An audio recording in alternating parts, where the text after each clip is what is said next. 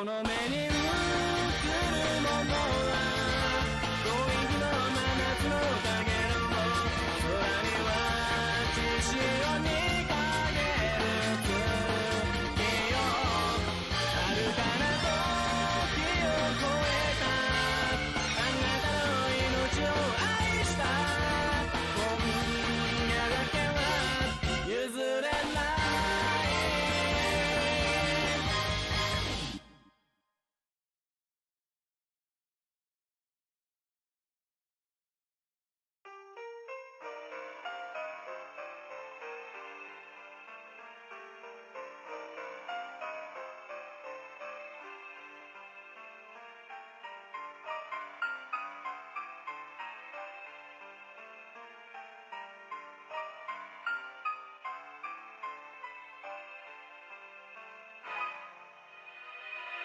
緑の森で目を覚ます記憶、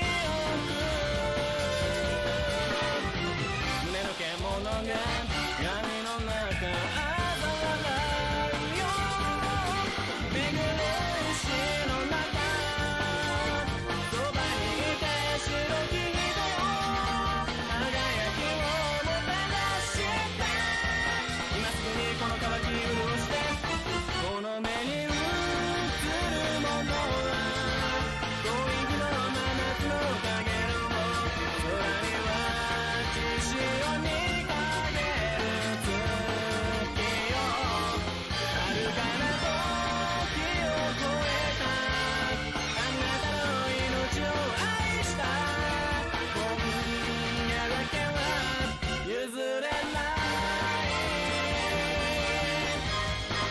紅色の夜の月明かり、かすかに浮かぶ遠い日の蜃気楼、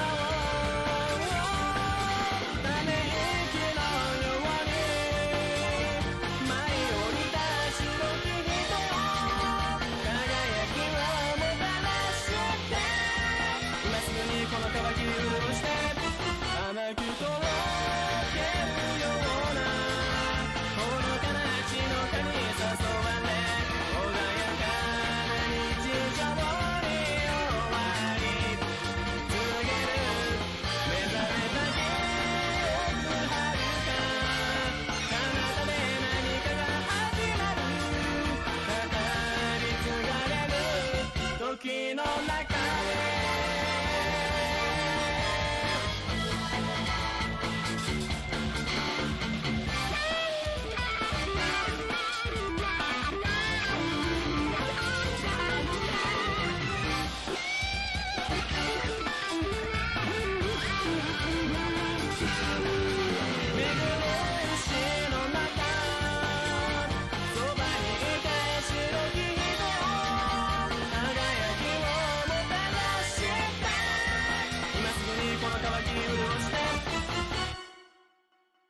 この目に映るものは遠い日の真夏のかげろう、空には血潮にかける月よ、遥かな時を超えたあなたの命を愛した今夜だけは譲れない。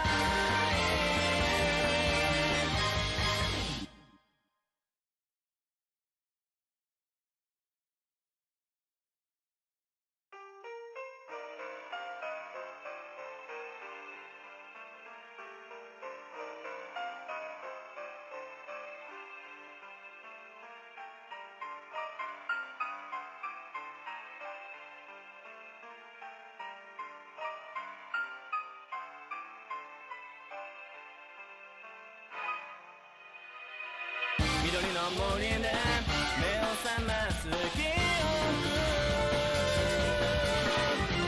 胸の獣が闇の中嘲笑うよ、巡る石の中そばにいて白き人よ、輝きをもたらして今すぐにこの渇き潤してこの目に映るものは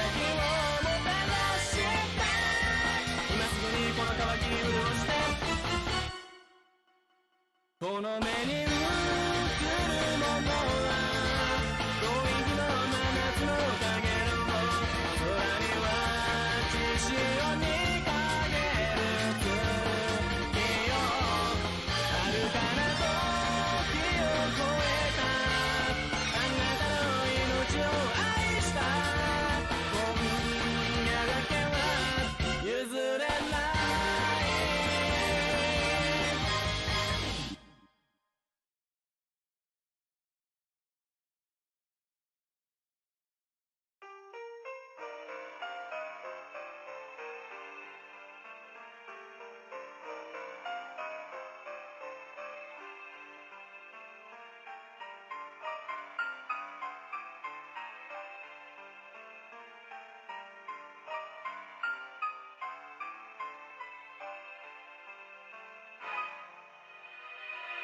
緑の森で目を覚ます記憶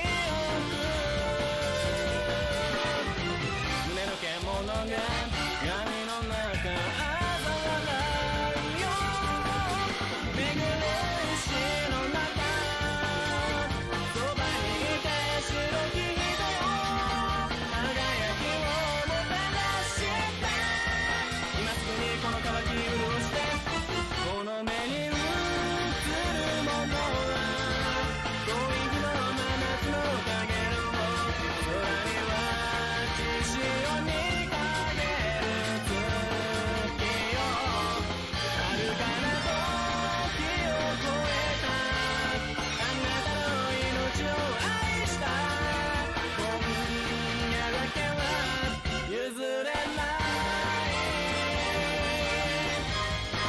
くれない色の夜の月明かり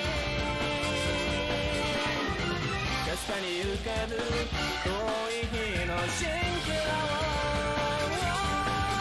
ため息のように舞い降りた白き人よ輝きをもたらして今すぐにこの渇き潤して甘くとろけるようなほのかな血の蚊に誘われ穏やかな日常に終わり告げる目覚めた記憶遥か彼方で何かが始まる語り継がれる時の中で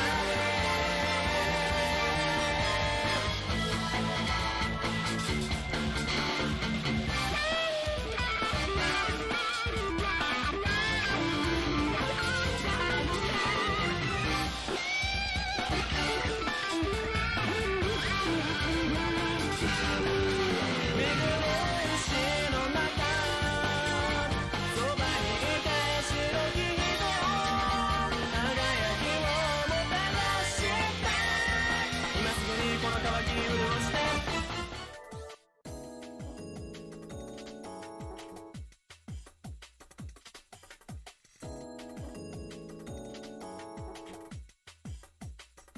Well, I have no idea what's going on there.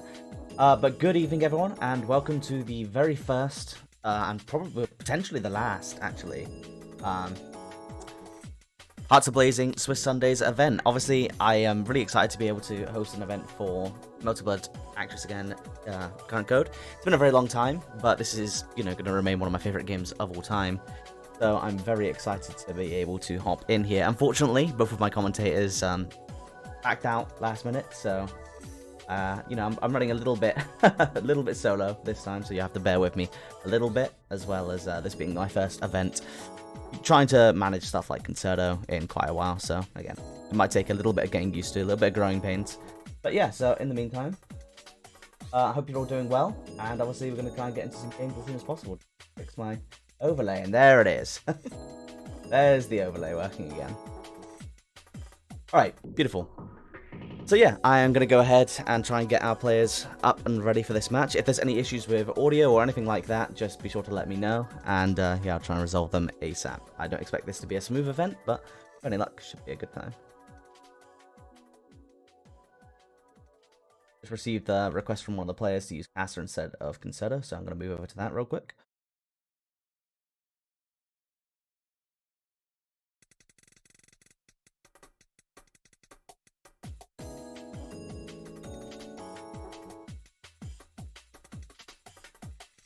and once I've got my first match ready, I will be sure to move over to that. We're going to be running a Swiss format if the tournament, if the tournament name wasn't clear enough giveaway. And essentially the way that it works is that there is, I'll just quickly get up the bracket for you guys now. There's a set number of rounds. In this event, it's going to be 5 rounds, and everyone's going to play first of 3 sets. And no matter what happens, no matter how the score ends up going, you're going to play the guaranteed 5 rounds, which means, it's not just limited to 0-2, you can go 0-5, but it also means that if you're new to the game, you're guaranteed to get at least 5 sets of first to 3, as opposed to the normal format. And essentially, based on how many rounds you win, you get given a score, and depending on your score, depends on the matchups that you'll get as you go down the bracket. Person with the highest score at the end takes the tournament. Yes, it's a pretty fun format. Obviously, it'll take a little bit of growing pains for everyone to get used to it to begin with, but once you're used to it, it's very easy. So just gonna quickly try and get my 2 players.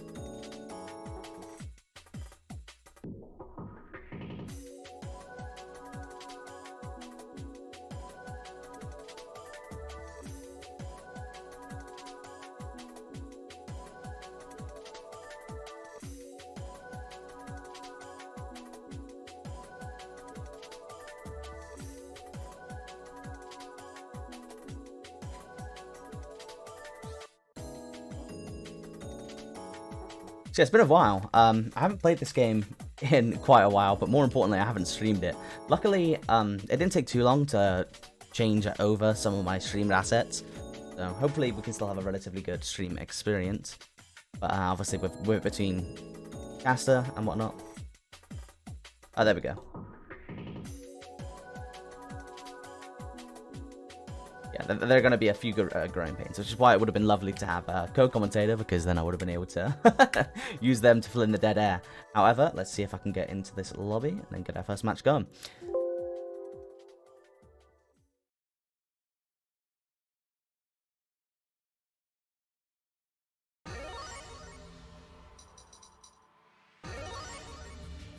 Alright, just going to fast forward until we're, synced back up, then we should be good to go.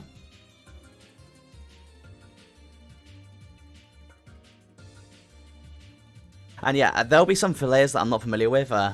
Everyone here, from the various LFG Europes will know that I haven't been too active in the multiplayer community in a while, but obviously this game's still very close to my heart, so I'm looking forward to getting to watch some. I'm familiar with Hemi. Obviously he's a good friend of people like Padu, etc., and he was taking part in my offline bracket in Revolution 2019. I hosted a side event during that.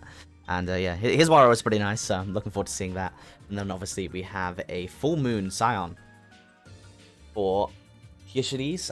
I'm not sure how to pronounce the name, but I'm going to butcher a bunch of names for sure.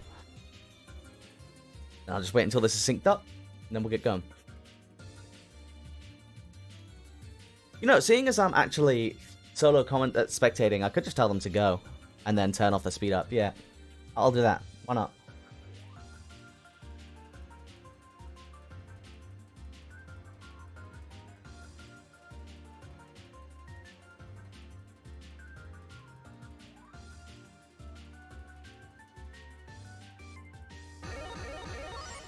And yeah, it's first to 3 for every match in the tournament.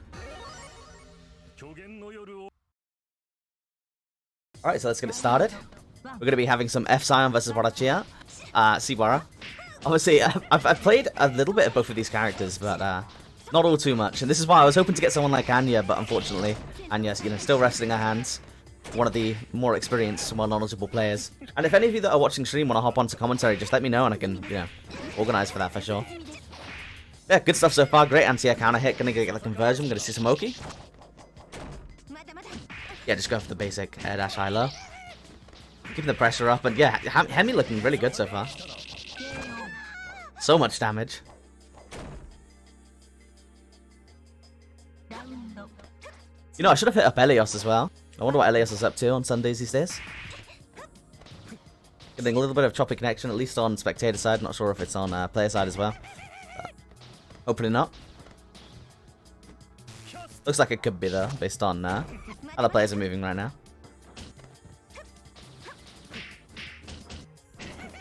And double check to make sure there's no complaints.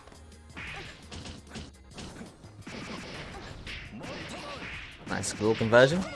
Gonna get air for Oki. Get the pressure going. Use the summon. Doesn't manage to get the conversion though, drops it, but it's looking like Sion is really struggling to get any offense started, you know. Emmy's definitely in control of the set at the moment. Manages to take out a pretty clean 1-0 lead. Although, yeah. Very solid stuff so far. Obviously, I need to double check to make sure I'm on the right sides. I am. I got the luck of the draw. Because obviously in Multi, you can't even guarantee what side they're going to sit at the cab or anything. So you just have to hope that the first person who hosts is the person in P1 side on your scoreboard editor.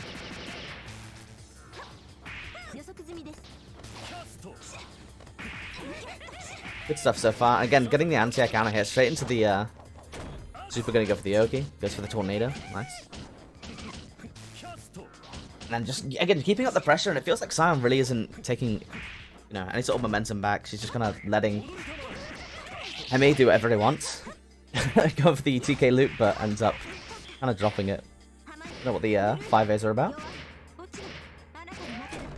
That's a little conversion. Let's see if she can make it count. That was a ton of damage for considering how short the conversion was, to be honest. It's going to be it. Basic conversion, yeah, into the EX. It's going to be another round going in favor of Hemi. And yeah, so to quickly talk about the format a little bit, obviously, I wanted to run this to be able to promote a bunch of games that myself and the community wanted to see. If they're, as long as they have rollback, basically, they were up for the vote. Preferably they'd be free, so obviously Melted Blood was one of the titles that I was really interested in putting on because it's one of my favorite games of all time. And it won, pretty convincingly. Samsho started to climb up, as there were a bunch of Samsho players trying to equal it out. But, you know, Melted Blood stays on top, manages to get the vote very convincingly. And, yeah, we have a 28-man bracket, which I'm pretty happy with. And we're running the Swift format, so, you know, beginner players or experienced players are going to end up getting matched against players of relatively equal skill throughout the tournament. And everyone can get in some games with a pretty good game. I'm basically using it to try and introduce the community to multiple different games that I think are cool and have good netcodes, so... Hopefully this has introduced a couple of people to MBAACC, because this game is insanely tight. And speaking of which, though, we finally got Sion mounting some offense, starting to get things very much in her favor. Wow, finds his way out of the corner, though, and Hemi is going to get basic, yeah. I mean, we've seen so many DPs, eventually it was going to connect and do, you know, in a meaningful way. And there we go, Sion taking her first round. Is this going to be a weekly? The plan was for the Swiss format, Swiss Sundays, to be a tri-weekly. So you have 1 week after the event to vote for the next, you know, the next game, and then after that you have 2 weeks to prepare for that game. You know, not necessarily you, but the whole community has 2 weeks to prepare for that game, and then we have a bracket on Sunday. The issue with that is that I finally have life coming at me fast with some good news, which is that I've managed to find myself in full-time employment as a tournament organizer and community manager for a production team in Singapore that works with organization, you know, companies like Cygames, Valve, all sorts of large. Wow, they even run Melted Blood type Lumina, all of the events that you see for MBTL, the big official events. So yeah, I'm going to be working on all of that essentially full time. So that's going to be cut. You know, obviously I'm going to have to get used to that and my new schedule before moving into running my own events again. But assuming that I run my, you know, start running my own events again after I'm a little bit more comfortable with my new schedule, yeah, Swiss Sundays is going to be the first series that I'm really looking to run again. Otherwise, I'll just run a, you know, a rotating weekly event where my favorite games are featured. So games like MBAACC, MBTL, BBCF, GGST, GBVS, all of these sorts of games. Yeah, I'll just be running whichever one I feel like running on the week.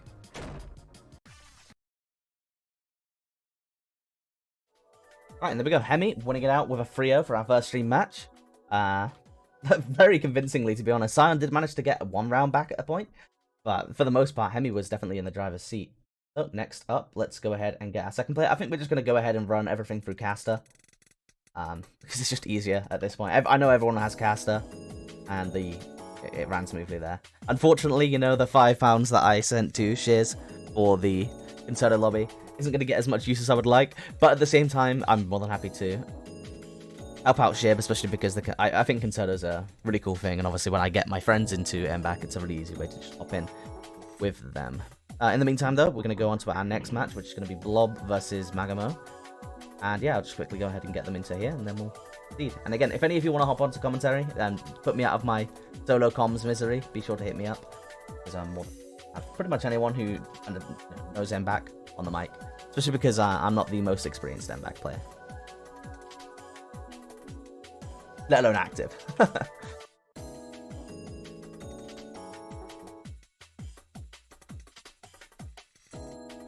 Let's get him in.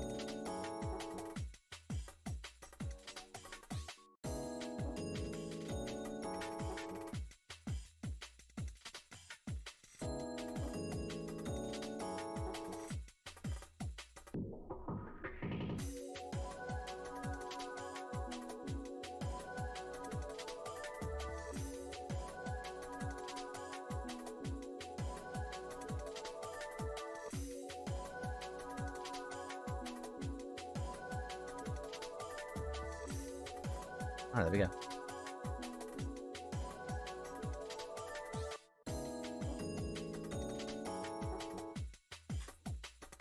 And yeah, that would be an idea, but obviously I'm not just running production, I'm also running the tournament as well as everything else, so not enough time to just sit there laughing at nothing, unfortunately.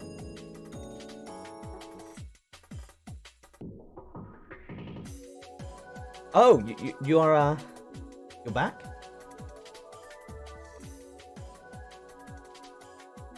Yeah, can I do it from home? Okay, yeah, I can do it from home. Hello, Rek. And yeah, I'm going to be working remotely from home, running these tournaments and running their social media presence, whatnot. I've already been doing some contracting work with them, and essentially I'm just going to be an independent contractor for this production company, like I've been working with Visual Platform. But yeah, I'm going to be doing it as well as the full-time position that they've offered me for league operations, which is basically just tournament administration and community management. Yeah, as a total role. And yeah, obviously it's ideal that I don't have to relocate given my personal circumstances. You know, I don't want to uproot my sister. So yeah, basically I've got my dream job, and it's thanks to people like you in the chat right now that have really helped to push me and give me a platform over the past 2-3 years. Obviously, I just did this because I wanted to run, you know, events for cool games that I like. But ultimately, you know, I wouldn't have been able to do it without any of you. So thank you very much. I have my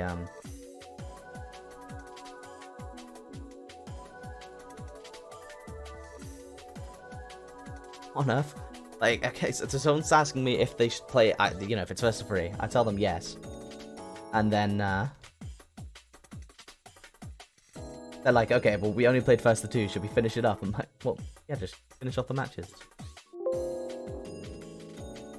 we go. Just connecting now.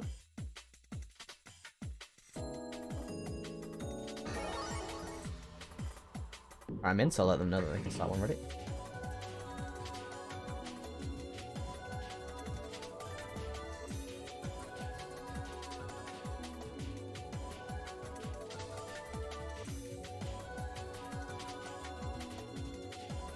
And I'm just gonna fast forward it until we're what up?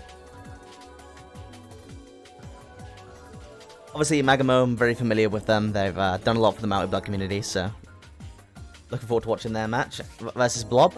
Again, not gonna know half the players here, but I was hoping to bounce off of someone like Anya, who's been about, or another beginner where we could just bant on about, you know, cool stuff that's happening.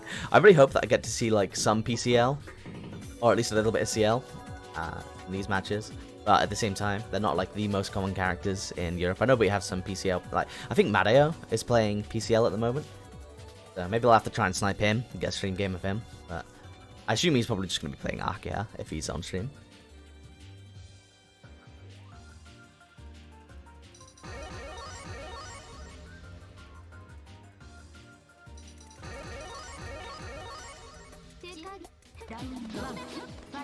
Oh, Riven might play PCL. Sorry about that. I forgot to turn off the fast forward. But yeah, looks like we're going to be having an Archiham Mirror. We're going to have Archiham Vermilion, Archiham Vermilion, which is interesting. Versus Cisse. So, relatively standard character there. I do really like F Archiha, though. She's a really interesting character. As you can see, going for the bit pressure. Oh, the stream's frozen on stream side. One sec. Let's see if I can't fix that.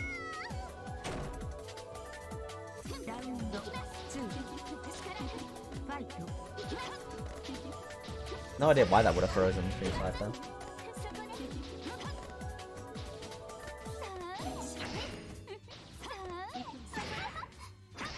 Let's fix this.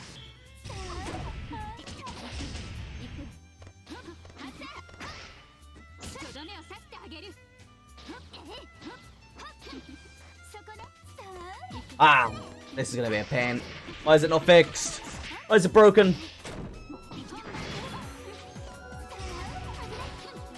Right. Well, I'm just gonna try it again. Why not?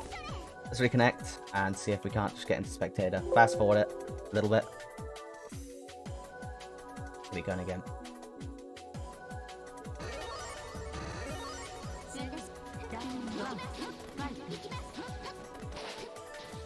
Alright. So we're just gonna act as if that never happened, and we're gonna watch this until, you know, we're completed. Which is the nice thing about the running solo commentary, is that I don't have to sync it up with anyone. So, luckily we're, you know, it's not gonna be too much of an issue. But if that was with another commentator, that would have been a huge ass pain in the ass. Regardless, gonna get it going. Again, we saw the pet pressure, and then this is around about the time for me where I've realized that it is frozen for stream side. So, apologies, but... And yeah, don't worry, I have set it to windowed. Window capture. I don't know why OBS decided to shut itself there.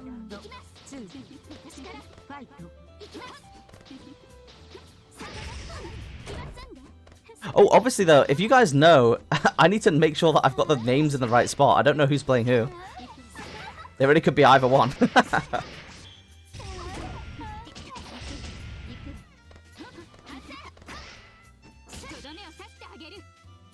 Megamo is Sisei, okay. So, I'll flip it around real quick.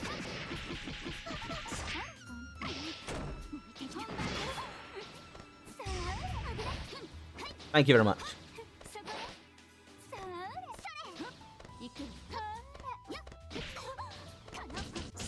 Nice, getting the pressure started. Going for the overhead. Quite a lot of pressure so far. Trying to do the fake throw. I'm assuming trying to bait the throw tech. I haven't seen that much Fakiha though. Obviously, a pretty uncommon character. Although, with that said, do we actually have many Fakihas in Europe in general?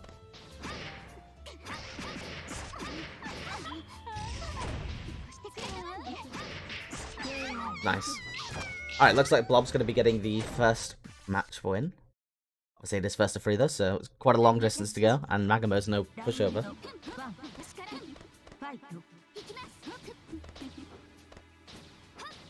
And yeah, like I've seen some Fakihas, but I've never heard of anyone like solo maining Fakiha in Europe, or at least not in the time that I've been in the community. Nice, good Densei counter hit, missing the conversion though, unfortunately. And a nice air unblockable. No show coming out, so gonna have to hold it. And now pit pressure, so much chip.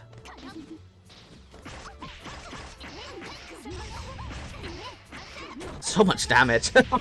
You gotta love Sei.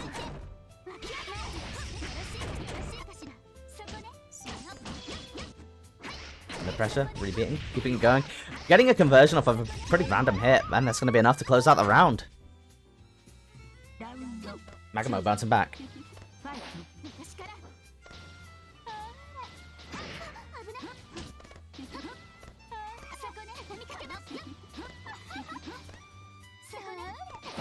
You're gonna love to see it as well. Like, this is peak Melder Blood. Just 2 Akihas floating around the screen.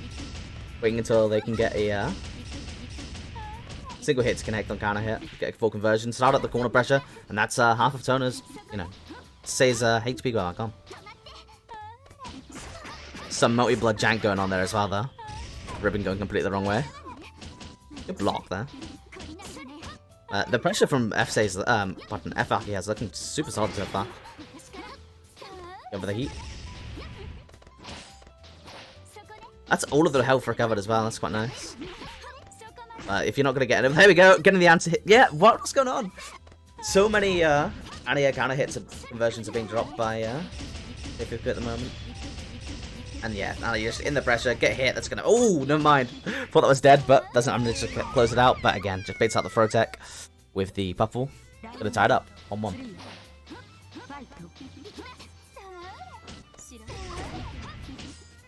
Keeping the pressure going. Again, just keeping all of this... So much plus frames. This character looks terrifying. Got the Arkeha normals as well.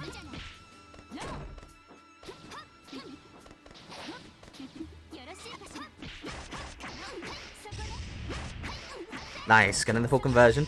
We're gonna get Oki? Unfortunately not.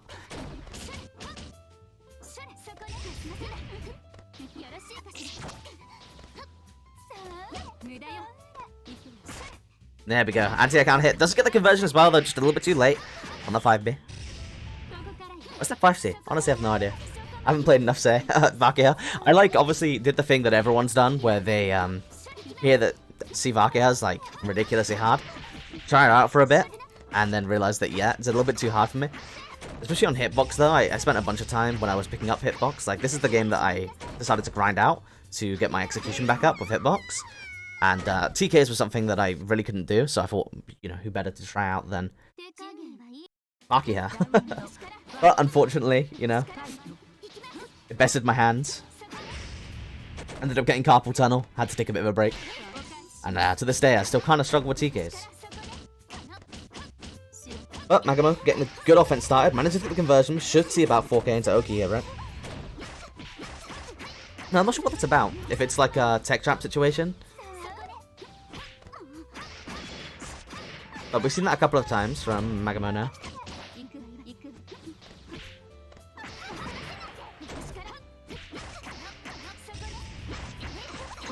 Nice.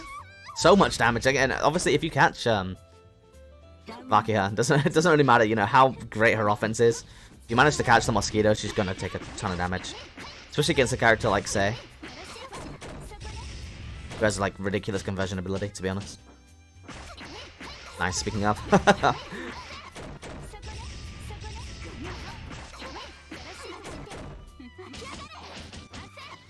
Nice, getting the Oki, goes for double overhead, blocked out by Blob.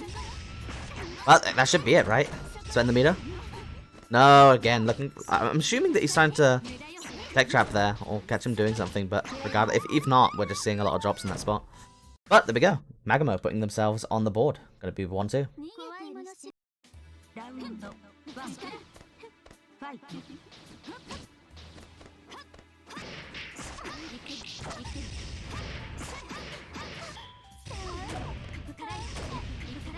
So much damage, Jesus. And like, Sei isn't even that squishy, right? In this game, her defense modifiers are like pretty decent, if I remember correctly. Like, I know regular Akiha, she has like one of the best defense in the game, if not the best, if I don't remember correctly. Oh, well, game dropped. I guess that was the end of the set. Unfortunately, due to the technical issues at the start, I guess that's doing us out. You hate to see it, and it was not going to be an MBAACC tournament if I don't have some technical issues along the way. And yeah, Sei has like average HP, right? I thought so.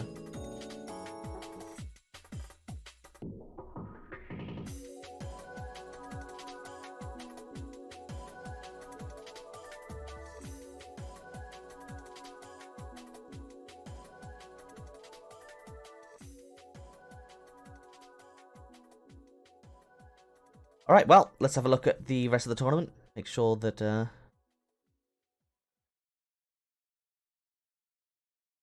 me have a look. Yeah.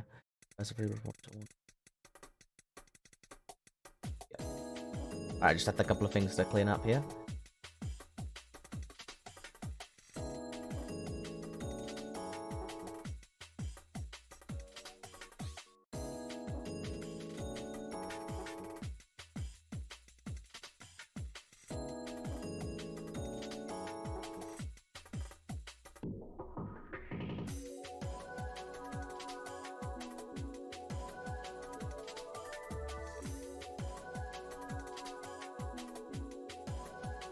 Right, and then we're gonna go up. Yeah. Got a score to fix, but like, you might as well show you guys the bracket whilst I'm at it. This match I apparently need to fix up. It's 3-1, not 2-1. Alright, so that should be the end. We just have one match waiting to finish up before we go on to the next round, which is going to be round 2. And yeah, essentially this is how the format's going to work. When I get the second round, I'll decide the next 3 matches, and hopefully we'll be able to go through those without any technical issues.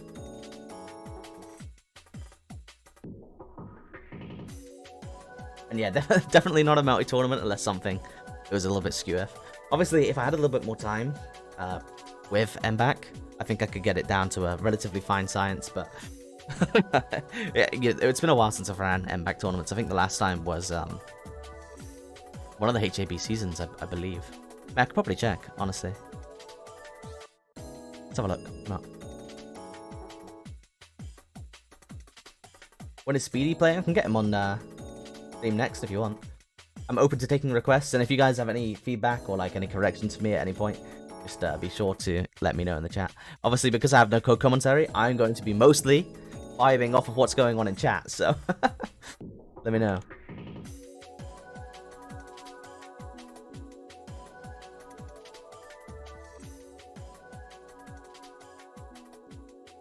Keep a little rapport with me if you can.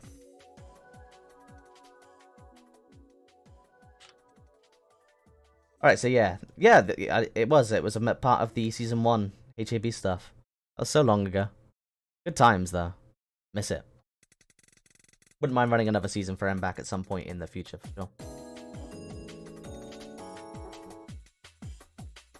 Alright, there we go, we have round 2, and I've got a Speedy request, so I'll go ahead and pick Speedy's match, which is 21.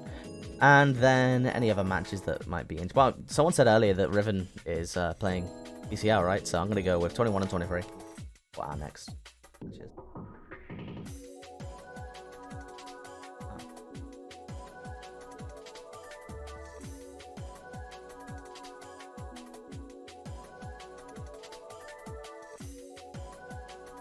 Alright, let me turn that back off whilst I get the next matches sorted.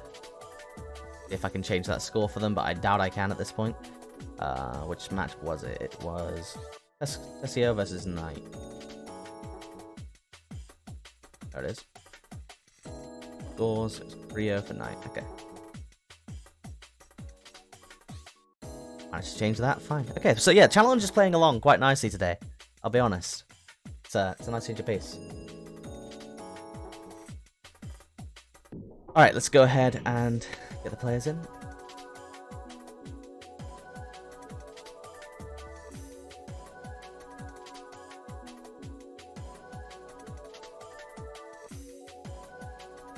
One, three.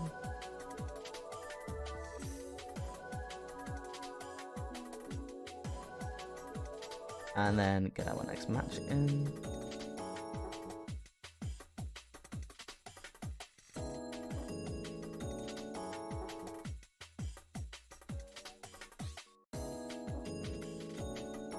Which was going to be Speedy, right? Yeah, Speedy versus Vinci.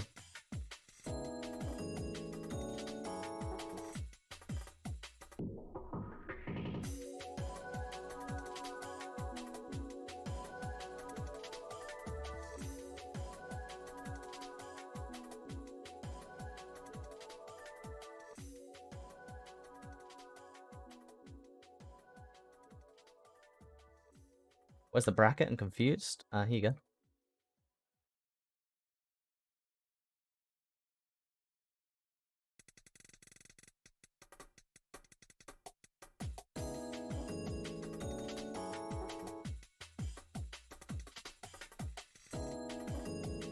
Riven apparently plays PCL, so yeah. I'd love to see HBCL. That character's sick. I mean, it's literally the epitome of a glass cannon, you know? Like, no neutral, no defense, but if they touch you, it's literally just like 50% of your health into a 50-50 into if you get touched again, you die.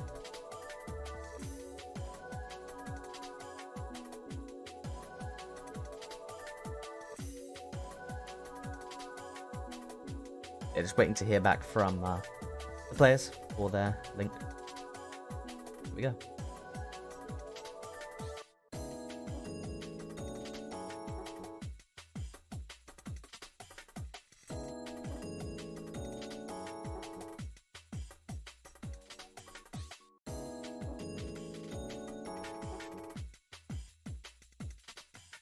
They're not in CSS yet. And yeah, literally, if you guess wrong, though, you die. Assuming that the BCL is at all optimized, and it's not too hard to get optimized. The routes are a little bit finicky, but it's mostly stuff that you can definitely grind out. Aside from a couple of characters that are usually annoying for BCL, they are definitely annoying for HBCL routes as well. You have characters like Roa Rise. Not Roa, Narrowbun.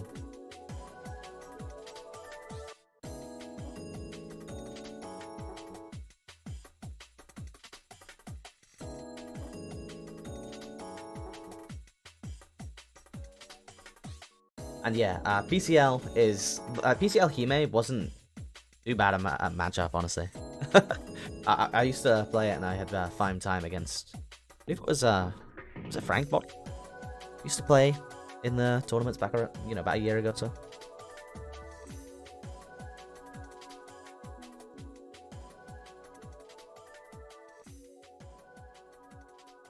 The next match is going to be Vinci versus Speedy.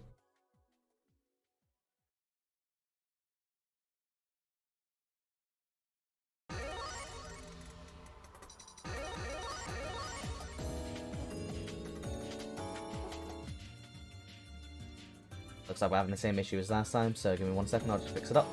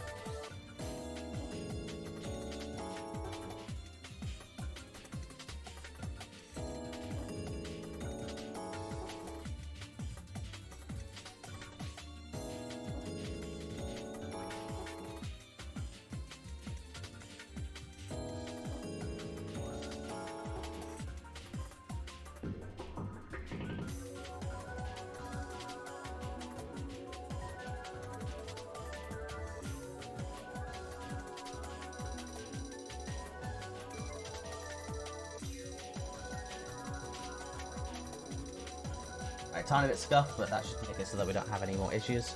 Forwards. Alright.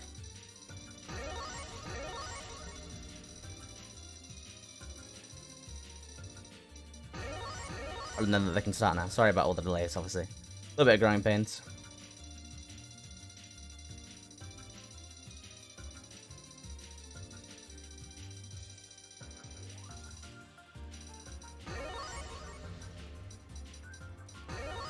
Oh, whoops. Forgot to reset the score. Alright, let's get into it. It's probably going to be... oh, wow. What? Yeah, so we're going to be seeing C-Tono. And then I imagine we're going to be seeing some sort of Len, but if we're going to see C-Hime, I'm pretty excited.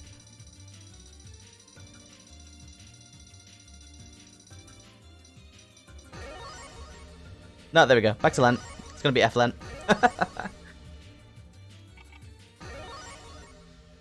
Alright, so yeah, C-Tono versus F-Len. Pretty fun matchup.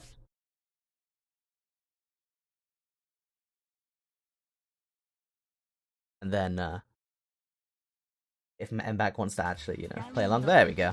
Love to see it. Alright, so I'm going to make, fast forward if I can. Can't fast forward, it's all good. Go for the DP, going to get a little bit of a conversion. Doesn't manage to connect it into Godoki. And yeah, there we go. F-Shield. Manages to drop the combo though. Wouldn't have expected that from Speedy. Both of them rocking the red color, so thank God we're not on the all red stage.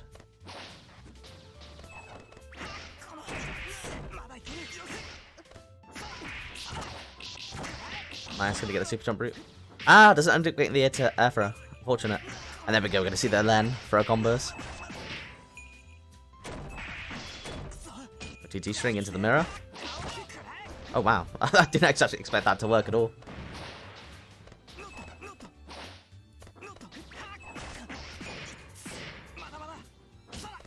Oh, nice, yeah. Using those really good air buttons from then.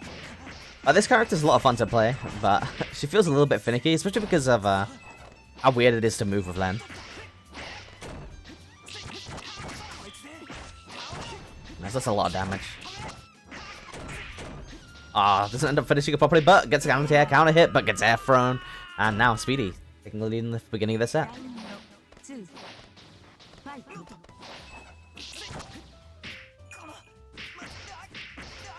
Nice, get the loops. Good to see Miroki. No, unfortunately not this time. Who is the Speedy guy? Actual combos? Not allowed. Jesus, wait a second, that's a lot of damage. Again, going for the Miroki, can call it down at any point. And now got one in the front as well. Blocks the mix up, double overhead. Gonna get tick thrown though. Oh, pretty interesting route, optimizing Oki, I suppose. Manages to close out that round pretty solidly, honestly. 1-0 for Speedy.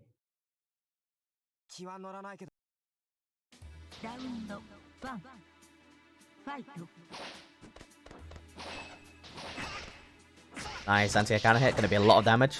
Unfortunately, another drop. We're seeing quite a few of those coming out from Turner at the moment.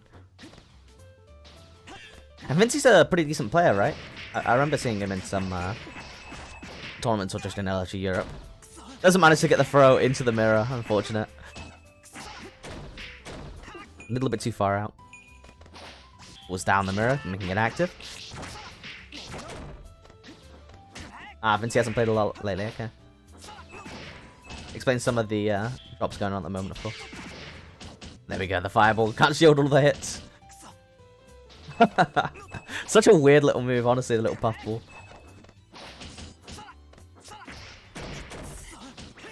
Oh, nice.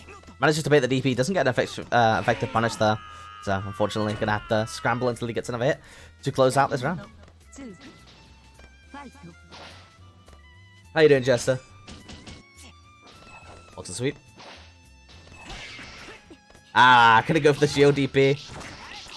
Be a decent amount of damage. Throws him back into the corner. Now, back to a bit of neutral, you know.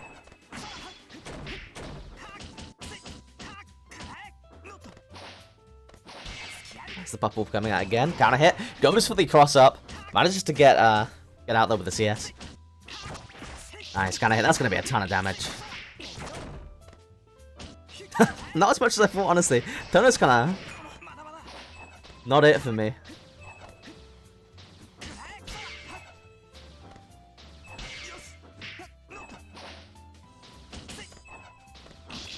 Nice. Into the overhead.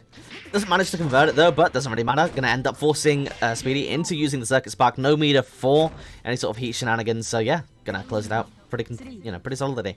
Looks like Vinci, starting to warm back up. Remembering how to play Maori.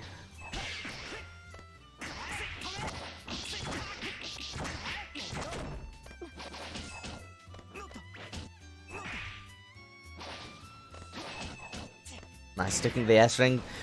Not 100% sure how, that was pretty scrambly to be honest, but managed to get out with the heat and now we're back to mid-screen. Both of these characters, that they have like pretty decent normals, but they both kind of don't move the best. So I can imagine neutral's like, if not awkward for them, it's like relatively even. But neither one of them's the best at moving, so it takes a while for them to get going. Manages to avoid the Dorito throughout the entire combo. There we go, calling it down, using it to cover himself as he approaches. Using the buff ball this time, getting shielded out.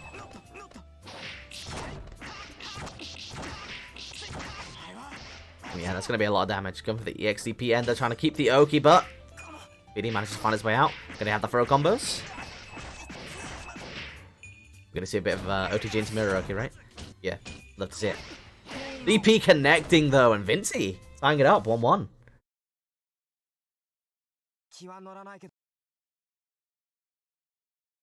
And yeah, they're not active unless Len, moves them. I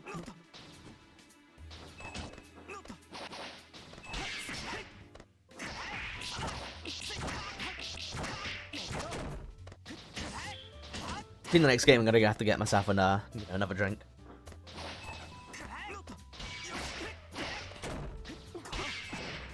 Alright. Getting the monk up. Oh, that's your counter, pardon. Obviously, a shield counter, pretty good.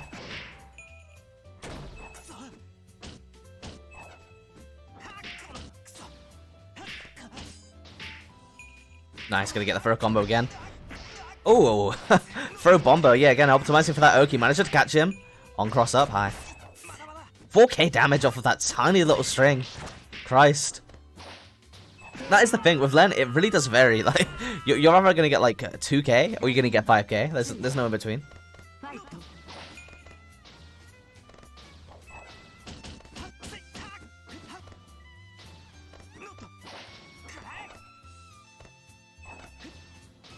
Then if I fall out, dashes under with the cat run.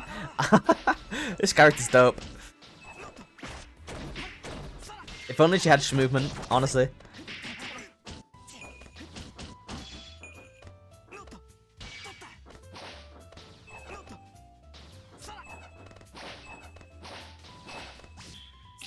Nice, wow, okay. Managed to connect with the X. That should be a lot of damage. Unfortunately, again, dropping the ender there.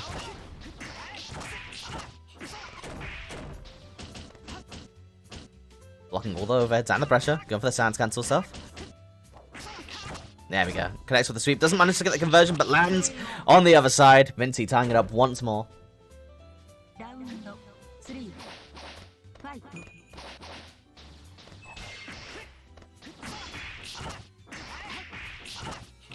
Nice. Oh, again, the drop though. A commentator curse every single time. Like, yeah, he's got a nice combo. Looks like this one's going to connect, and then, yeah, immediately ends up with the drop. Unfortunately, seeing it again. Managed to shield, but obviously, unless you're willing to commit to shield counter, you're not going to have the stance there. Vinci taking his turn again. Managed to get a nice combo this time, ending it with the air for Oki. Which isn't the best for Tono, obviously. Doesn't have the meter to be able to go for the metered enders though, and there we go. Ended out with an OTG, and Vinci is now up in the set for the first time. Leading 2-1.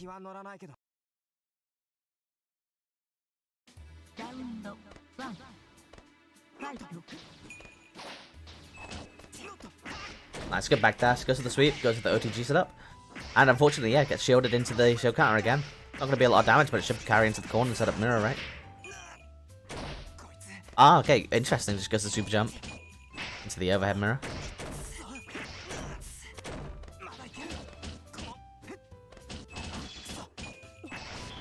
Ooh, nice. Gets the frame trap. Doesn't manage to convert off of it though.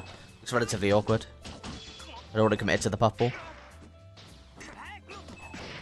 Nice. Gets the overhead. That's going to be a ton of damage. If that isn't it, yeah, it's going to be okay at least. Wow. Manages to get the reset there. Well, not necessarily a reset, but the tech chase. Unfortunately, you know, Vinci going for the wrong tech there. I'm not sure if that's actually, you know, like a cool part of the gameplay though, or if it was just a bit of a mistake.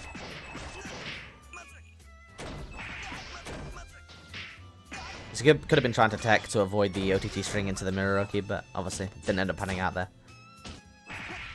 The pressure going. Again, just these pokes alone do like 1k each. Pretty meaty.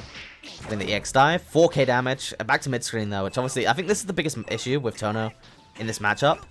Is that both characters struggle to move, but Len's going to get Oki on pretty much all of her touches, whereas Tono's going to have to spend if he wants a decent Oki.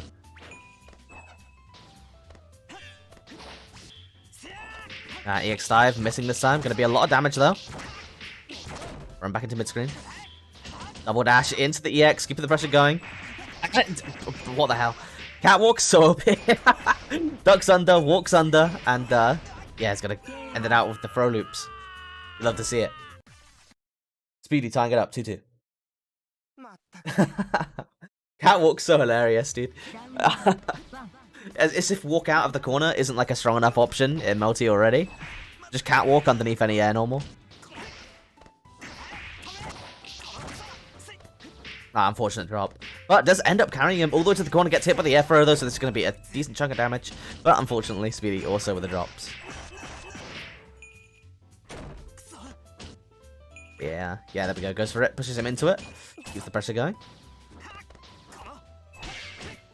Ooh, shield blocks the DP, but of course, gets hit by the RPS, the follow-up.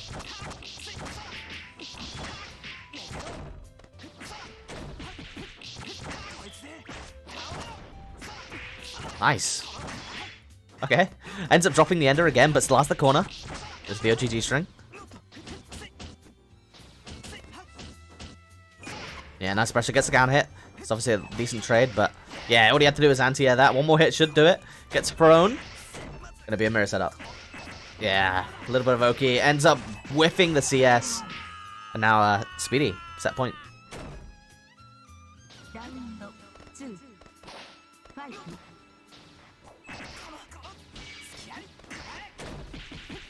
Nice, gets the OTG string again, giving him good pressure after the Oki. Again, just commits to the shield once more, gets the shield counter. Ends up dropping the combo though, so it doesn't get good Oki. And Vinci taking advantage of that. Doesn't want to let this one go down already. For the bombos, we're going to end it this time? We are. Invalid, but who cares?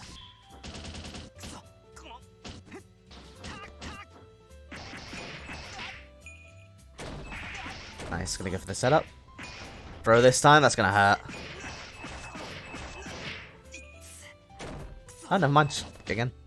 Relatively low damage. With Len, it's literally no move between 2k and Oki or like 5k. Expecting like some throw loops there though. That's so much damage. Uses the EX Ender, gonna have the Oki. Doesn't tech. Tech's the throw though. Rare multi. That's dead, isn't it? Holy. Okay, yeah. Speedy takes it. Alright. GG's. That was actually a really fun set. Two cool characters as well, so love to see it.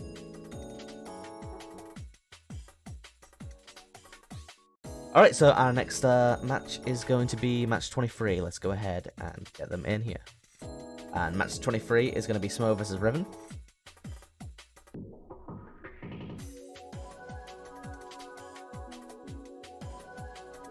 So yeah, let's go ahead and get them in here.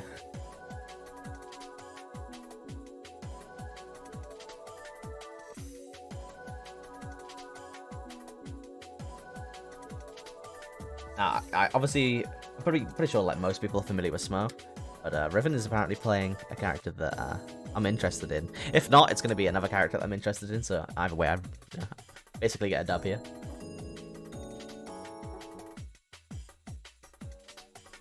And you want Cyclone on the stream next? I can have that happen. And which one's the Hime? Riona.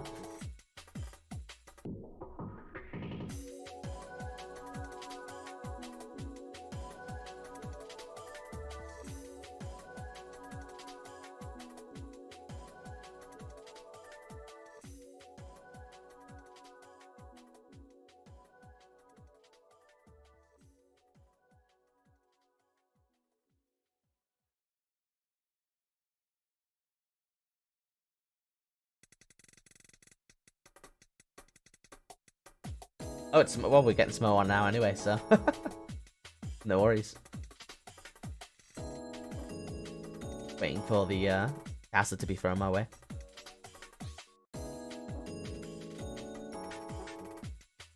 And yeah, obviously, if any of you, just gonna quickly reiterate, if any of you are chilling out, you got nothing going on, you want to hop on to commentary, let me know and get you in here. Help me fill up some of the dead air. I have noticed that I've dropped a few frames. I think it's because my internet's not exactly playing along too much right now. So if there's any large performance issues, let me know. I can look into trying to fix that to the best of my ability. It's been a while since I've streamed, and I still live in the middle of the forest, so there we go. Got the IP.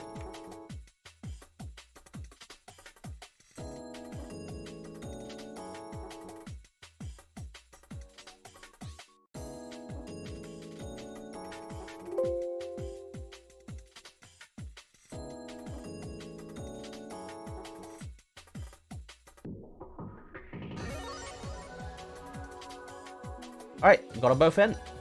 I believe that we have Smo versus Riven. Yes, I've got them in the right order this time.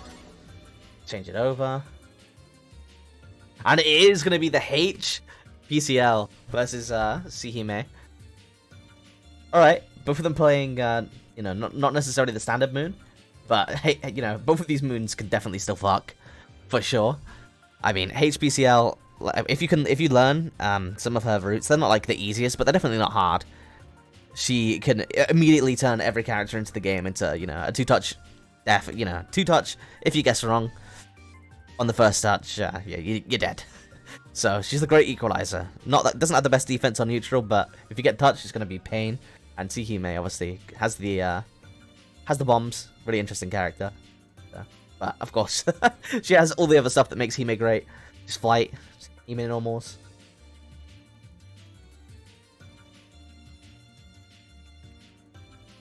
And yeah, we're not going to be seeing the F-Rook. We're going to be seeing HBCL, which obviously I'm happy about. So, stream, you have to be happy about it as well.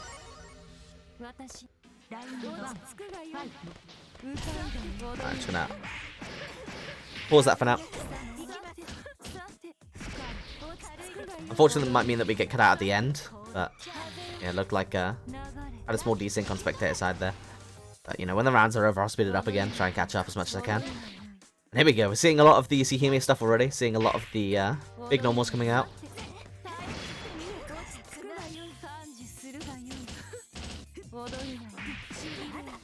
Nice, gonna get a combo.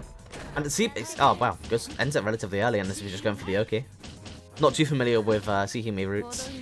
I have done a few of them. Like I played a bit of Tsihime, or maybe it was Hime. I'm not 100% sure. But my friend Maka, he played a little bit of Tsihime at one point, and I know that Nice as well. Nise, he has a a pretty nasty Tsihime.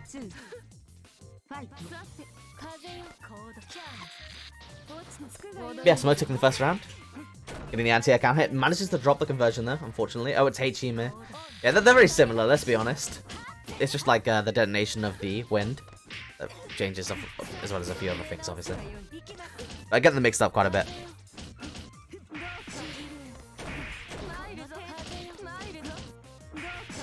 Nice. Then the corner pressure into the hit. Of course, Powered CL, another character with pretty weak defense, not just in terms of the defensive options that she has access to, especially in H-Moon, but also, you know, pretty low HP modifier as well. So both of these characters, if they manage to touch each other, are going to do an absurd amount of damage as Smo takes the first match. Could end up seeing a character switch here, wouldn't surprise me, as I know that he has a good F-Rogue, but no, we're just going to go straight back in.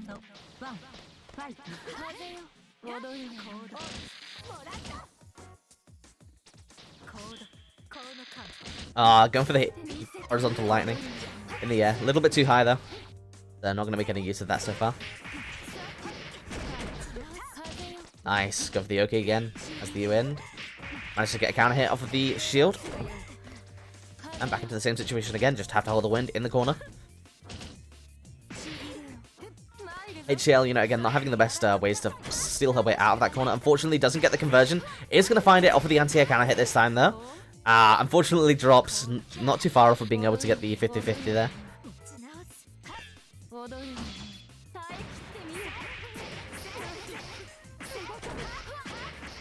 Nice. There we go. Here it is.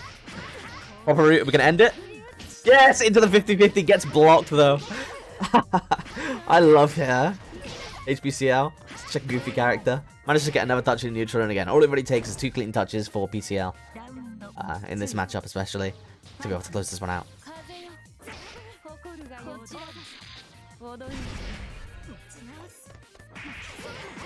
Nice, gets a counter hit. Gonna convert. There it is, the wind up again. Gonna have to hold this. Jumps, manages to get clipped, and finds his way out though. It's pretty huge. Gets clipped again though, going for the lightning. A little bit too slow. There we go, getting the geysers, keeping the wind up. Now one more touch is all it's gonna take. Really close to heat, but yeah, the second you go for the electric, it's slow enough that you can react to it for sure. And Smo blowing up with the EX geyser there. All of that recoverable HP out the window.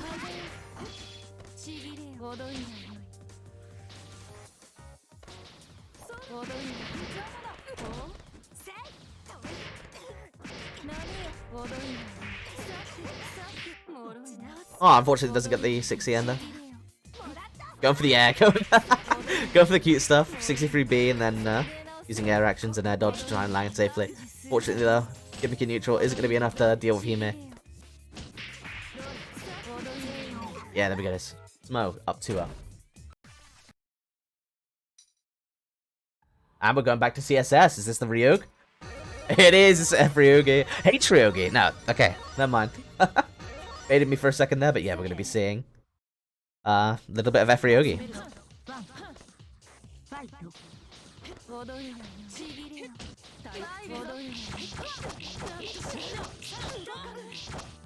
It's not the worst time. Like, let's say what we will. We have so many Ryogi players in EU, especially back in the day when we had like Drake, Nisei, everyone playing very actively. But Ryogi's still cool.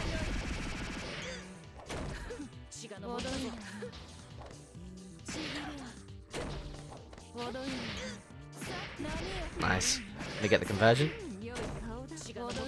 Giving the pressure up. Doesn't get win this time, but manages to get it here on the counter hit. That is 1 round. Set point.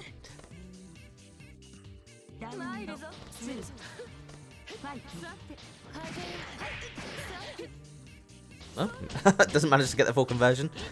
Cancels into flight relatively early. Looking out the record. Winsel on the screen. Anti-air counter hit again with this huge button. Obviously, it's multi-hit though, so isn't going to give you those nice air fatal counters. No easy converts. And yeah, every Hime is definitely good Hime. For sure. Nice. Gets the frame trap off the wind. Ends with VX Geyser, and that is a very quick 3-0, which is nice because we're holding up the rest of the bracket. GG's though. The Smoke and Riven. And it looks like we haven't reported our scores, have we, Speedy? I believe it was 3-1, right? Was it 3-1 or 3-2? For Speedy versus Vinci, as it hasn't been reported.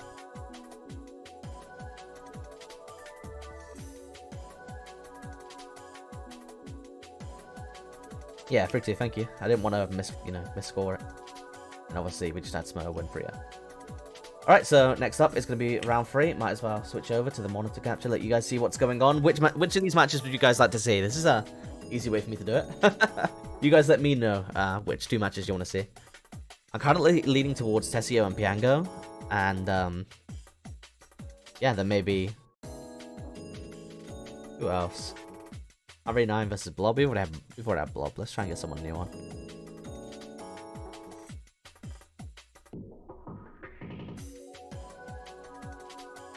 At this point, you know, we've had most of the people on in some capacity. Might go for Kale versus Iago. We've already had Speedy on, so yeah. I'm gonna go for match 28 and match 46.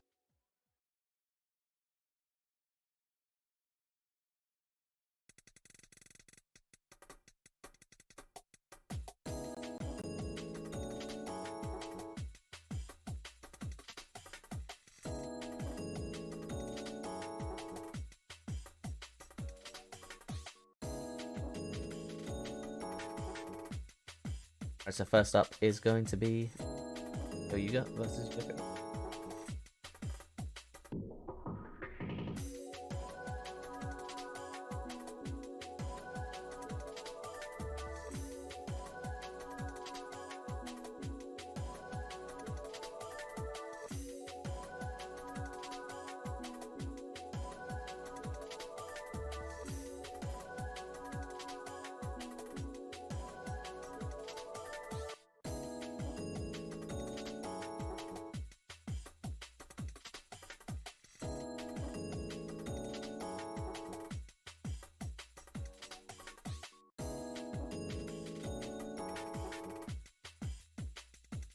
So yeah, I hope everyone's having a decent time so far. Honestly, as much as this isn't like the most ideal event, obviously I'm coming fresh off of running another event early this morning, and you know, I've got a relatively busy schedule at the moment, so I had to put together all the scenes and everything today.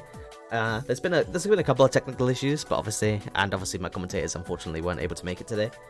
But all in all, pretty happy with how this is going, because most importantly, I'm just getting to spend some time with the MBAACC players and watch some good ass MBAACC on stream. So I've seen some characters that I've already, you know, I didn't get to play against that much, but found really interesting in the past. So definitely happy to see that.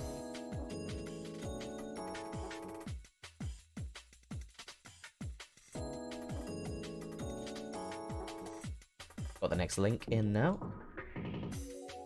gonna go ahead and connect. Also, I was very surprised that I managed to catch up just by fast forwarding in between rounds for the last match, obviously. Quite nice.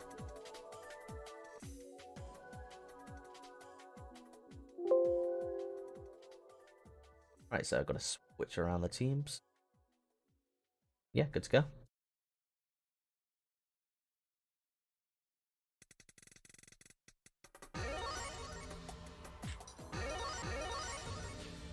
Oh, nice! Okay. FCL, easily the coolest character in this game. Come on. Don't tease me, don't tease me.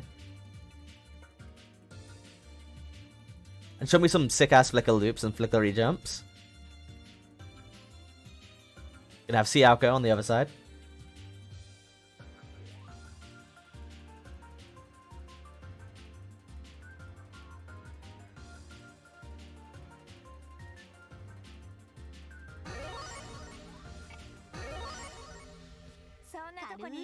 Alright, let's go.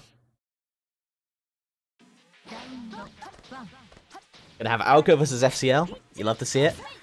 Now, CCL, really interesting. FCL, pardon, really interesting character. Obviously, like, whilst I think MBTL, CCL, pardon, MBTL CL is the strongest version of CL I've played. I think the only versions that could really compete are maybe like Akadenza or maybe like Vanilla CL. But yeah, FCL probably my favorite iteration of CL ever. Like, this character's so cool.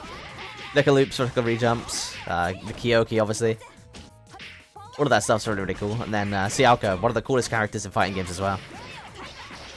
And my training partner, actually, back when I was playing FCL, and just in general, you know, one of my good friends who's now studying in Japan, unfortunately, so I don't get to play much fighting games against him. But yeah, we played a ton of Sialko versus FCL, as he was a Sialko player. Matchup that I'm actually relatively familiar with for once. Obviously, CL having a lot of really strong anti-zoning options, but more importantly, her mid-range in this matchup is really, really solid with stuff like Charge 5C. But, of course, Aoko, a really, really highly mobile character. And, yeah, managing to use that effectively to get in. Net it out. Getting the air throw, nice. With the pressure gun. Gonna use it. Yeah, just puts up an EX Orb. Doesn't manage to get a conversion off of it. Gonna have an OTG string into the Oki. And again, charge 6A, getting quite a few hits so far. I think this is the second one already. Big conversion, has the meter to spend, is in max. And yeah, that should be it. Quick 1-0. Very, very solid, solid from Kali.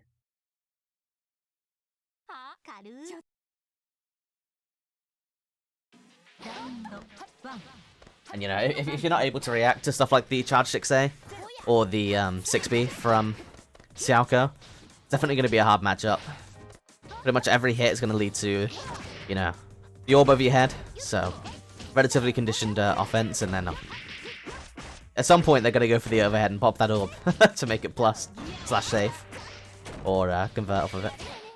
Nice, seeing the safe jump there, but unfortunately. Kali, ready for that, goes for the shield into the DP, and obviously it isn't a real DP, so you can safe jump it all you want. It's not vulnerable on block.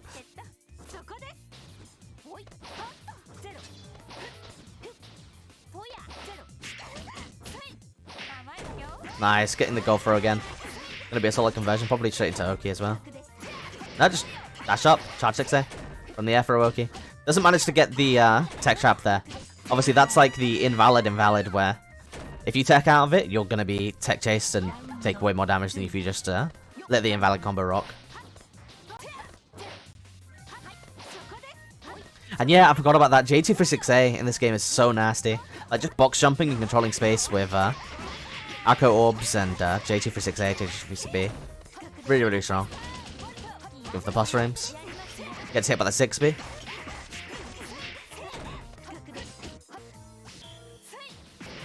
EX Orb, counter hit, gonna get the full conversion again. Probably into Oki, or if not, air throw. Yeah. Blocks it, blocks the double. Unfortunately, gets clipped by the second overhead, but finally we're gonna see some blocks coming out from the CL. See if we can keep it going. Dashes up, manages to get the 2B, but the orb remains. Doesn't get the full conversion. There we go. You love to see it. Charge 5C. Winning out on the clash, getting the conversion as well. Not got a lot of HP to play with, and obviously You're not Sea Moon, you can't manually heat. So you're gonna have to play it really safe here. Yeah, unfortunately goes for the flicker, ends up trading. But the health advantage is just a little bit too much for Callie at the moment as he moves on, you know, to her.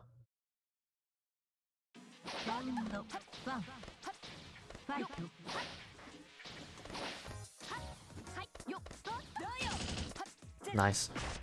Manages to IB a bunch of the beam, but it doesn't end up mattering. Gonna see the air throw. Trying to escape, but unfortunately getting clipped again. And now again, Aoko just very defensively controlling space there with ID back. J236A, and there we go. We're seeing it pretty much immediately. Yago, pardon, just putting in, claiming that space that she's giving up by doing the ID back. Pretty good adaptation, basically. That's the counter hit. Doesn't manage to convert it, unfortunate. Getting some good use at the moment out of the dive kick for sure. Nice. Didn't quite get the rejump, but got an ID anyway. Into the Oki. Doesn't block. Doesn't get the conversion either, though. Accidentally went into 63B. Doesn't end up mattering. Obviously, it's FCL. If she gets the hit, she does a ton of damage. Nice. Gets the rejump this time. Yeah, just basic Oki. Using 63A. Keeping him in check. Let's see the rejump again. No flicker loops at the moment, but doesn't really matter. Still seeing pretty good offense going off. Gonna see. Yeah, here we go.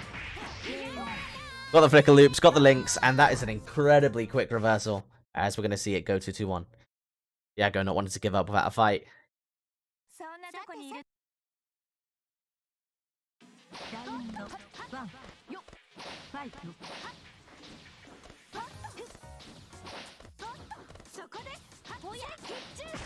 Oh, okay. Manages to very effectively get around the 236A from CL. Oh, trades on the projectile. Manages to get the anti-air counter hit with 236A, but unfortunately, orbs are there. Not allowing you to get that full conversion out easily. Goes to the Oki. Manages to block it. Cross-up protection. God bless. Run under the H236A again. Really good stuff. Very good adaptation to the defensive movement that we're seeing from Callie so far. Nice. Wow, gets the conversion and manages to get around the orb. J236 it. Nice again, just using stuff like flicker, charge 5C, controlling that mid-range, knowing that he doesn't really have to approach. He has the life lead at this point. Unfortunately, as I say that, you know, sticks out a flicker into an orb, gets counter hit, and now the life lead is firmly in favor of Callie. Nice, go for the charge. Manages to get the key as well, connected for the damage, but usually you want it to just drag them down to the ground, make you plus. And there you go, IDJC.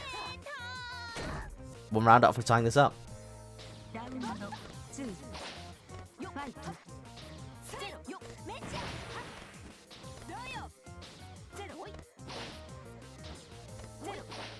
Yeah, very patient from both players here so far.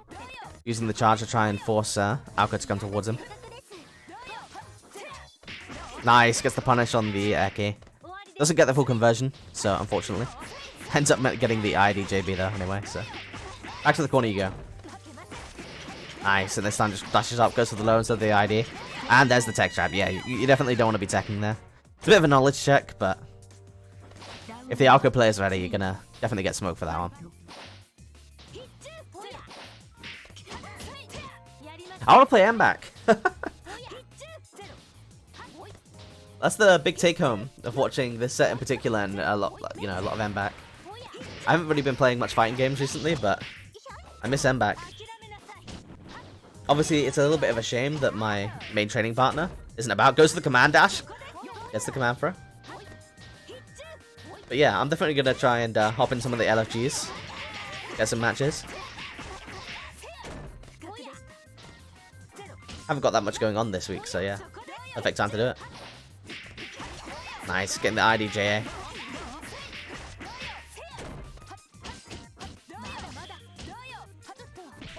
Oh, unlucky. This is the dash up throw. And obviously, the times that he has managed to get the throw with the EX orb up. The EX orb's been going off just a little bit too early, so no conversions. And there we go.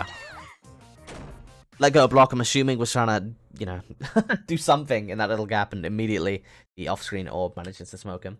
GG's though, that was a really fun set to watch for sure. And, you know, two of my favorite characters and a really nostalgic matchup for me. I should check in on Agu, my old training partner. See how he's doing, because obviously it's not too easy to just move to Japan for university. Yeah, GG's, and I'm going to go ahead and get our second matchup in. It's going to be Tessia versus Piango. In the meantime, though, I'm probably just going to go run and get some water. Solo commentary in matches that you know, I can actually understand what's going on. Oh, takes it out of you. So yeah, be alright for 2 seconds, and by the time I get back, I should have the next IP.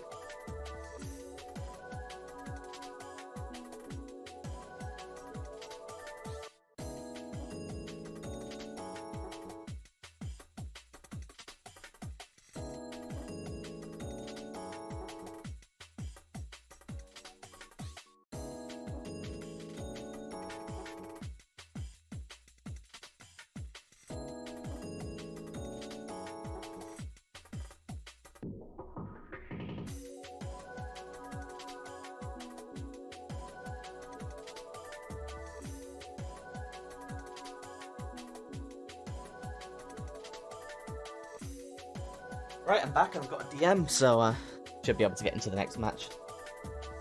Quick.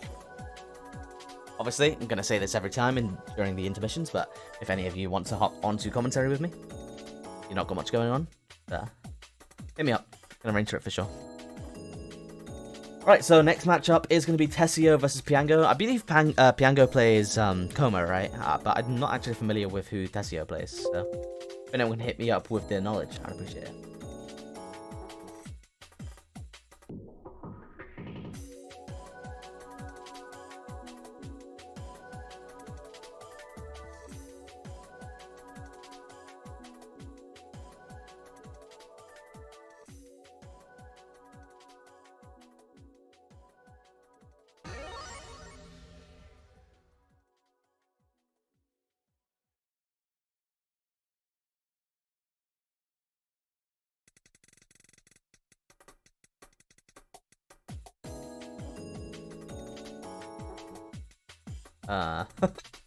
I'll try reconnecting to this one. Into a bit of a halt.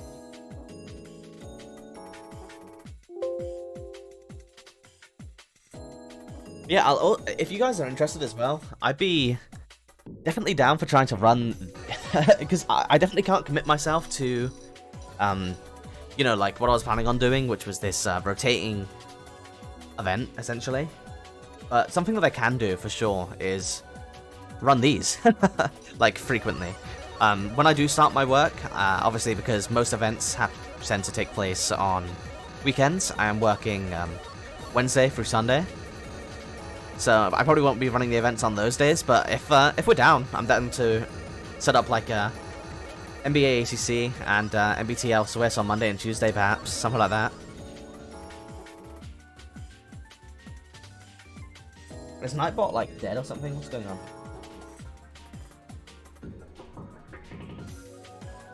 I have to look into that. Let's, I do wonder if we're actually going to end up with the Neko Arc Mirror. I'm just waiting for it to sync up properly.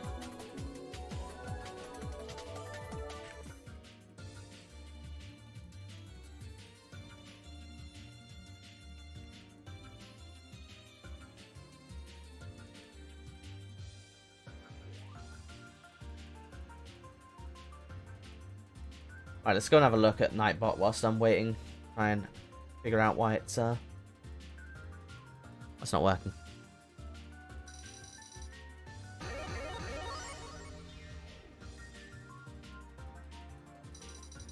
Alright, there we go. Should work now. There you go. Fixed. Alright, never mind. They just went straight in. We're going to be having FMEC versus Seacoma. And hopefully, because they start before it was synced up, we're not going to have any issues.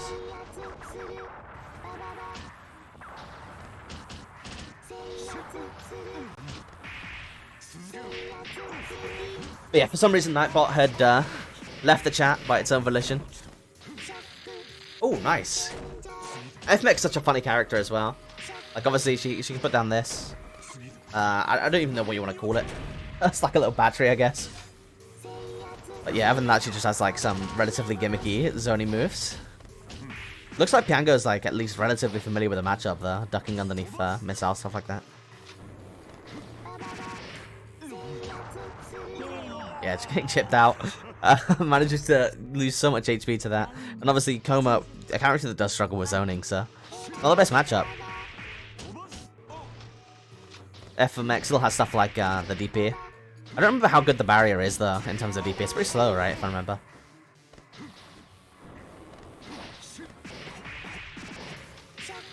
Nice. Just resetting, going straight in for the throw. Getting the multiple mix-ups off of the off the battery.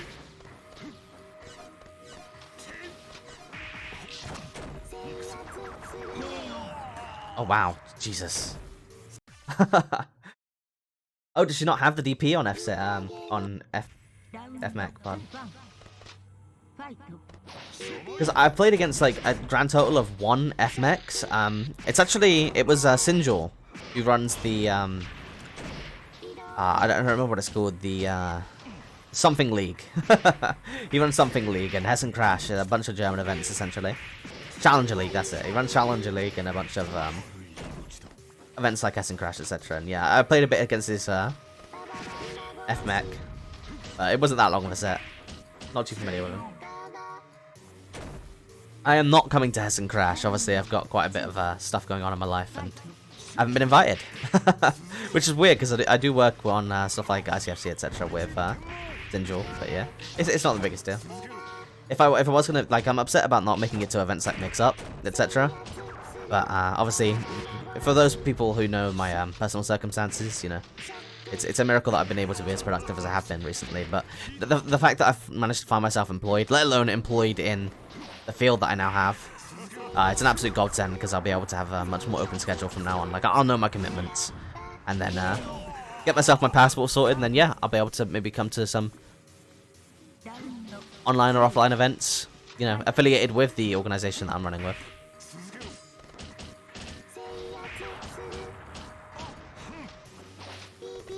Yeah, I mean, things seem to be working out for sure. It's going to be a little bit of a transition period over the past, you know, the next month or so, getting used to being full-time for the first time in my life. But, you know, not everyone gets to have the opportunity to work full-time, doing, you know, the thing that they love.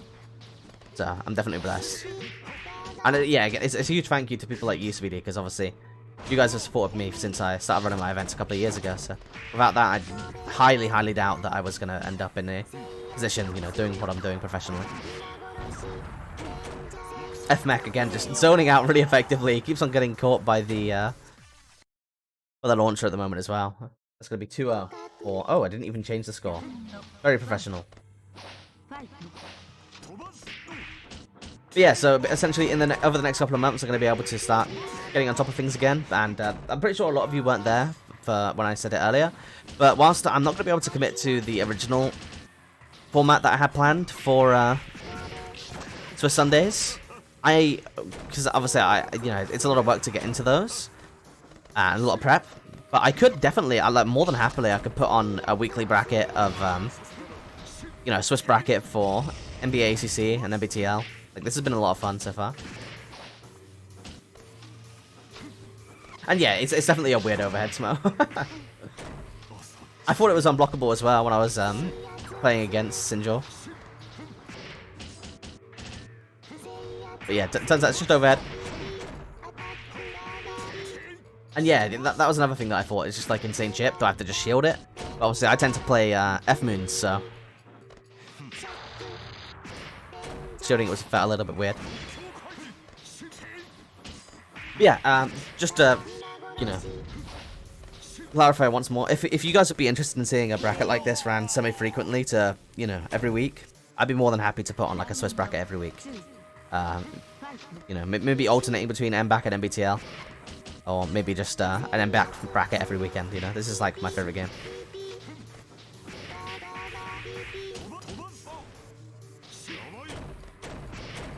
Tessio is playing FMEC, and Piango's playing his Sikoma.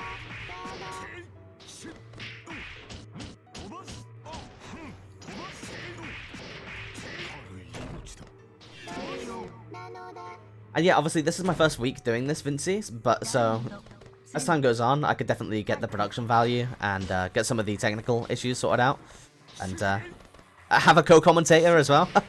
Maybe hop in as well. You know, play my own matches. Put them on stream just for simplicity's sake.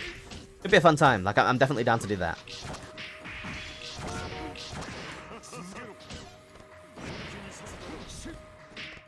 I mean, it could be every other week. I'm totally open to that. Like, I could alternate. That's what I was saying when I was saying that I would alternate. I could alternate between MBAACC one week and MBTL another week.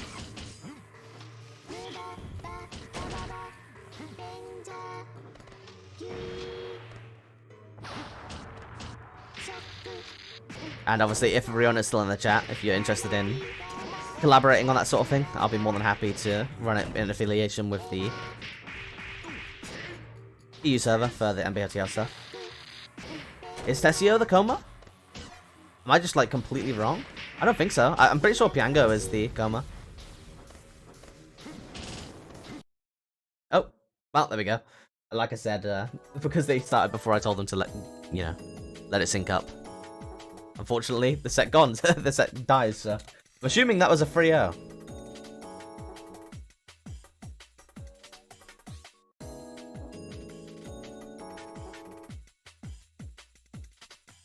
And yeah, I'm pretty sure when I was in the caster that it said that Tessio was P1, but obviously it could be either way. I'll go and check now.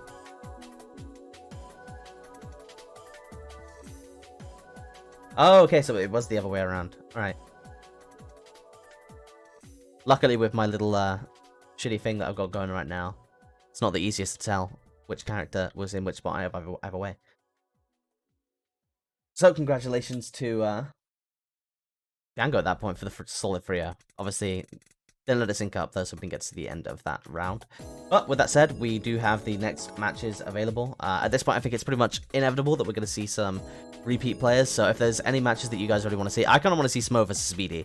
So I'm going to be putting that one on for sure.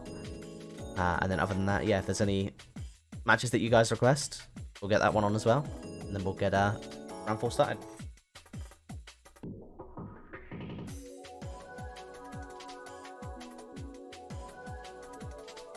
Wouldn't mind watching Mateo versus Vinci either. Necrophon? Could do Necrophon. Haven't had him on stream yet either. I was thinking of running him in round 3. Haven't had Knight either, I believe. Knight Magamo. We've got a lot of fans, but yeah, I think I'm going to do Necrophon Blob, and then we'll try and get Knight next time on the final round. And let's take a look at the standings real quick. Wonder if we can. Yeah, we can. Okay, so the standings at the moment, we have Smo, leading it at the moment.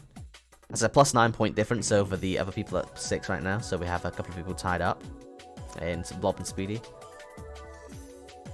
Pretty tight, honestly. Not like too much of a gap for sure. And Necrophon, yeah, as we can see, got a decent score here. So we're gonna go ahead and get match 50 and 51 queued up next. Getting added.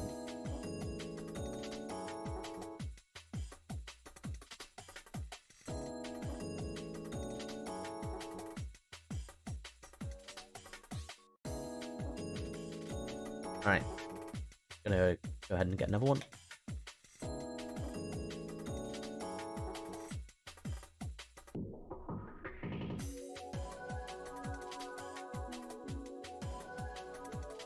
Oh.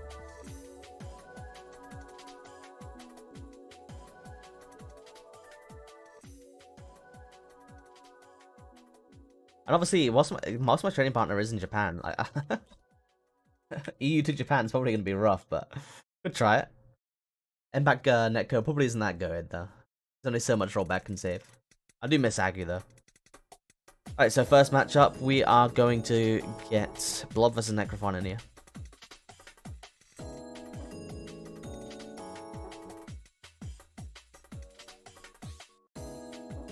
And yeah, so like a big improvement to the last setup that I had is that I'm no longer leaking people's IPs whenever I get a person in.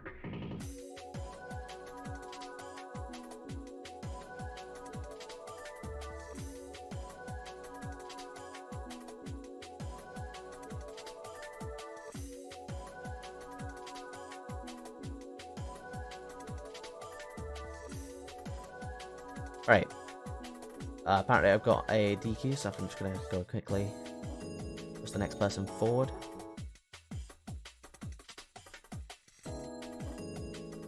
Leave. If I go to participants, I should be able to DQ someone from there, right?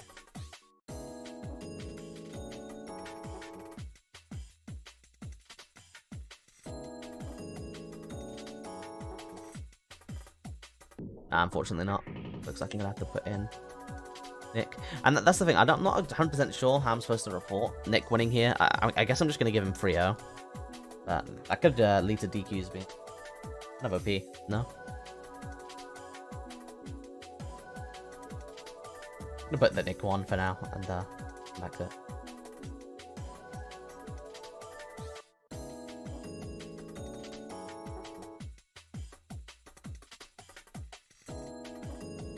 And yeah, I mean, obviously multiplayers aren't going to have the biggest issue sharing dynamic IPs, but you know, just in case anyone is, like, I know people didn't want it shared on stream. Way back when I did the last event.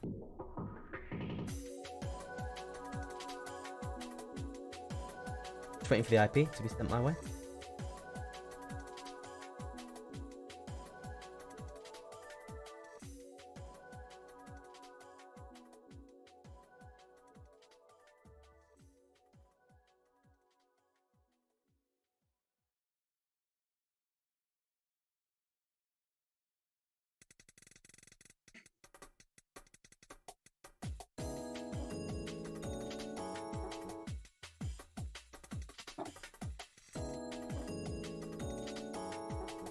And yeah, this is running pretty much on schedule for how long I imagined it would. You know, 5 first to freeze, about 10 first to free sets, about 2 hours.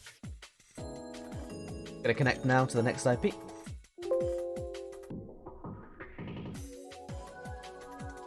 And it's gonna be Necrophon versus Blob. I've definitely got the names in the right order this time.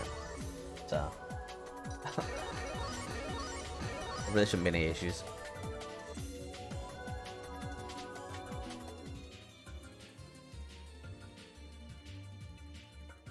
Alright, looks like I'm synced up already, so I can get them in.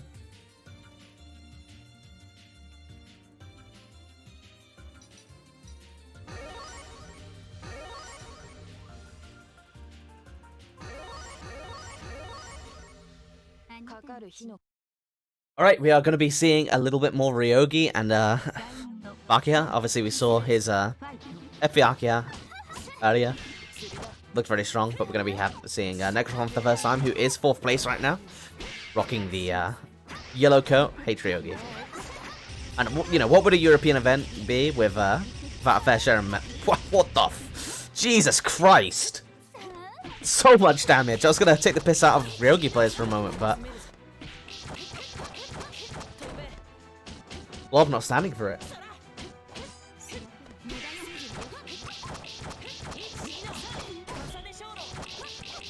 Yeah, Xereka, again, so much damage, immediately just being returned from Ryogi there.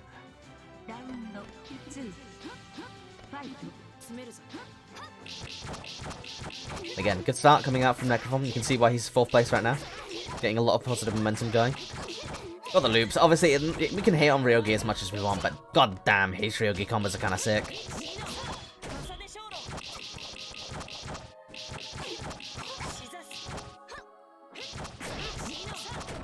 Yeah, I spoke quite a bit with Ryogi players back in the day. I don't remember them mentioning that Bakia was one of the annoying combo characters. Nice. Laid overhead.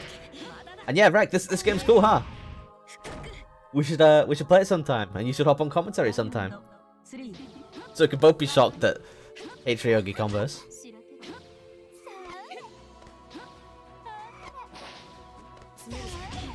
Nice. Putting him all the way to the other side. But immediately getting the touch. And this is going to be like 5k. All the way into the corner. Air for Awoki. Pretty good for Ryogi as well.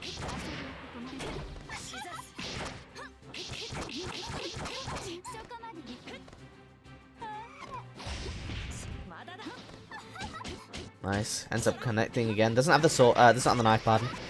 So Vakia just has to keep Ryogi away from that knife. Keep the offense going. Manages to successfully Up without activating the shield there, and yeah, pretty much immediately. Blob bouncing back and is going to close this one out 1-0 so far.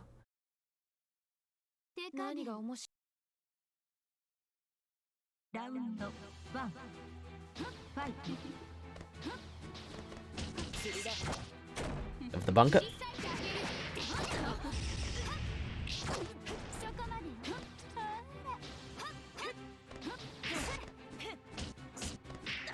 Nice. Air unblockable again. Invalid, but doesn't end up mattering. Going for a bit of a scramble in neutral. Seems like the connection might be a little bit choppy.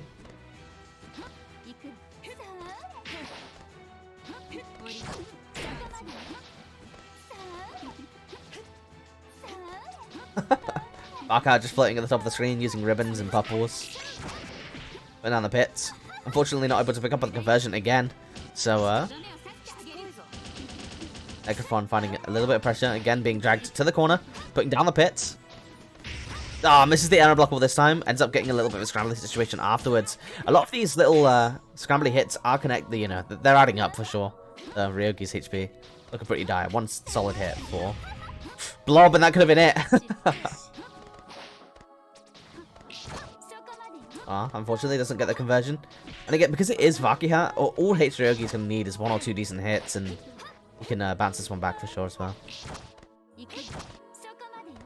Just fishing for the anti-air counter hit, but again, just Blob just has the health lead, understands that all he has to do is sit up the top of the screen, time it out.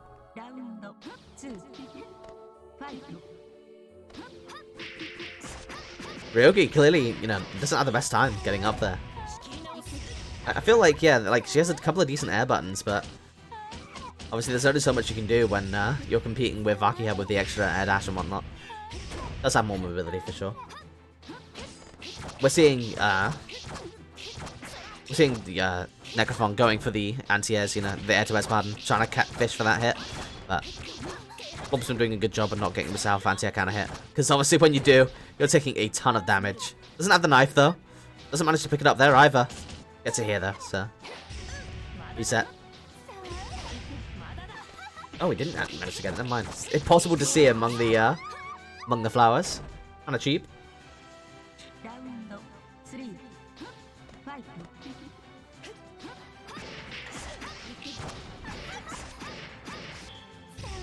We got 5k.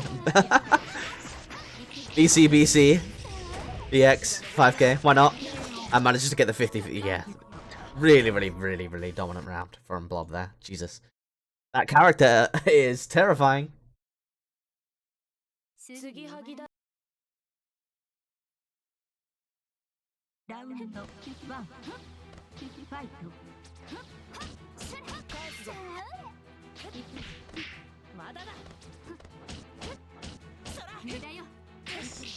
Nice. A lot of solid pressure for coming so far. Unfortunately, the next one has managed to find his way into the corner though, and we've seen like Blob can turn 2 situations into 1 round here. So much chip.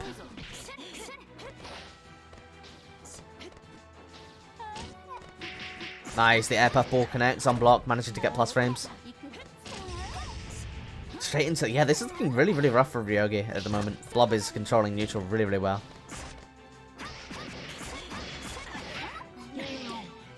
There we go. One more round and Blob's going to take it. Again, Necrophon in 4th place right now, so definitely not an easy player to beat either. Nice anti-air counter hit. Goes for a pretty short conversion. Pretty awkward. But here we go. Necrophon getting the hit. Gets the knife. Wow, what a cool route. Okay. 6k? Alright. Bet.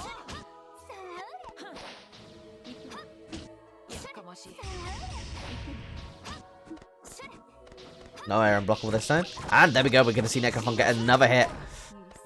Just the reset. Not wanting to ram the CS out, I'm pretty sure. Gets the... Oh, wow. Gets the initiate heat. Managed to get all of that HP back. And obviously one more touch. And that's all it's going to need for Blob to win now.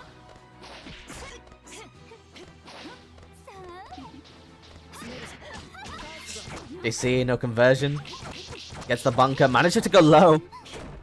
I'm not sure I'd call that a mix-up, but it's certainly connected, and unfortunately, looks like on a little bit of lag we're going to see Blob finish out this round. Not sure what's going on there, but pretty sure it's just the game being over at this point. As yeah, Blob takes it 3-0.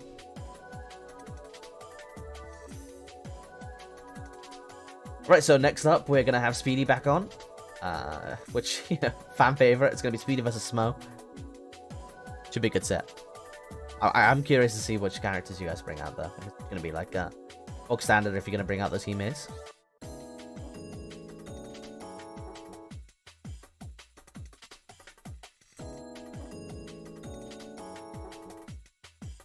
Yeah, if you guys just throw me your IP when you're ready, we'll get into it as soon as we can.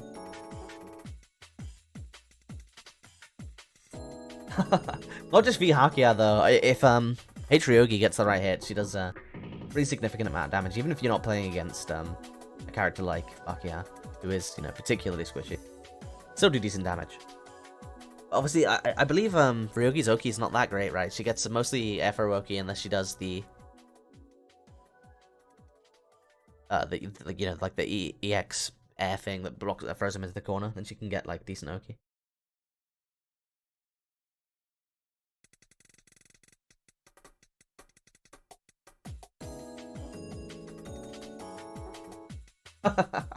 I mean, yeah, I'll agree. Tono is definitely up there. But, like, the thing is that Tono players, whenever I say Tono is boring, especially because I'm friends with people like Afro, they immediately are like, you're wrong, and throw me like a bunch of actually pretty cool looking Tono stuff. But I'm sorry, I watch Tono play. It just doesn't do it for me. It really doesn't.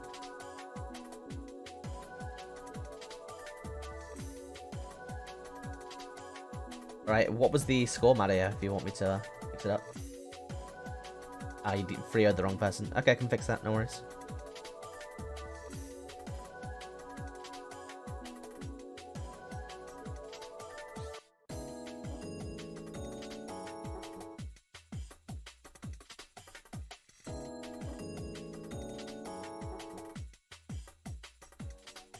And I got the IP.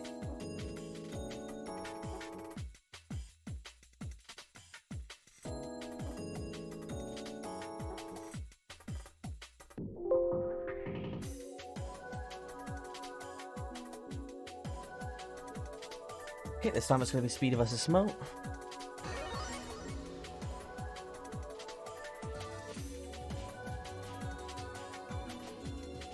Just going to wait for it to sync up.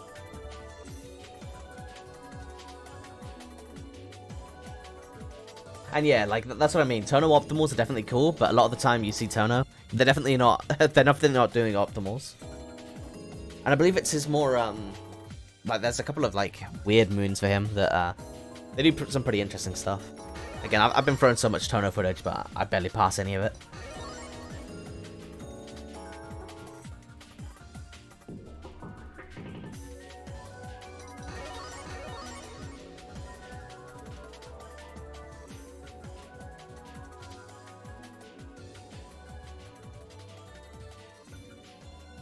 Alright, there we go, synced up. Players know. And we are going to be seeing the He-Man mirror. Okay. No! Speedy is such a tease, man. It really is.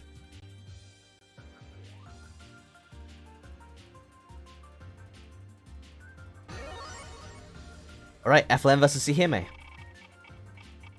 We've seen both of these characters and both of these players before, so nothing too surprising.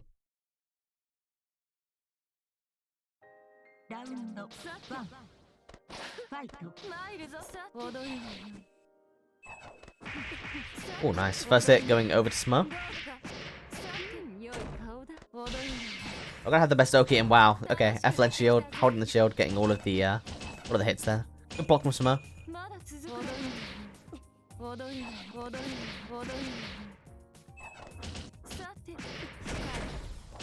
Nice, gets the Oki. Immediately gets tripped by 2C there.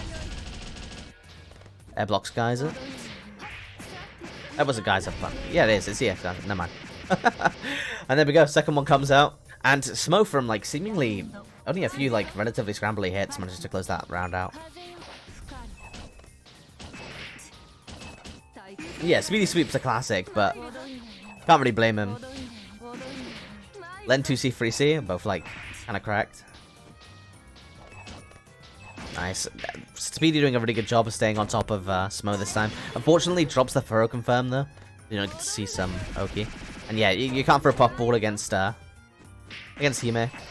It's not too bad though that Speedy managed to force out the meter there from Smo. As now obviously there's going to be very little that Hime can do about this offense. Yeah, the beginning, we're going to see the throw loops.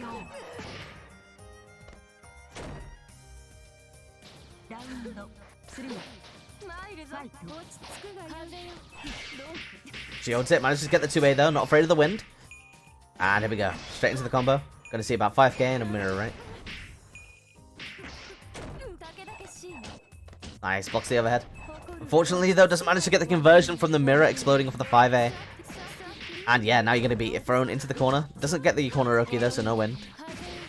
But now you have to deal with it anyway. Oh, okay. Go for the extension with the wind. Manages to set it up on Oki again. Speedy finds his way out though. Man, that button is pretty good, huh? Speedy looking pretty low. He has like so far to go to get enough meter to get into heat as well though.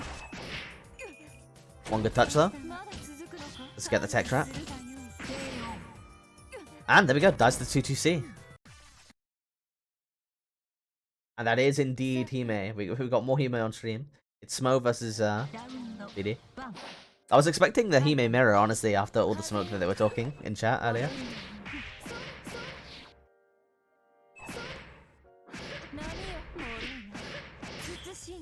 Nice, can Hime kick. So much damage into the 50-50. Wow, screw the 50-50, it's like a 4-5 way.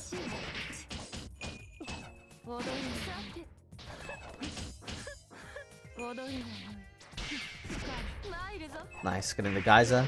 Has the mirror out, but obviously, if Hime ends the round, isn't going to really matter. Really dominant round from Smo.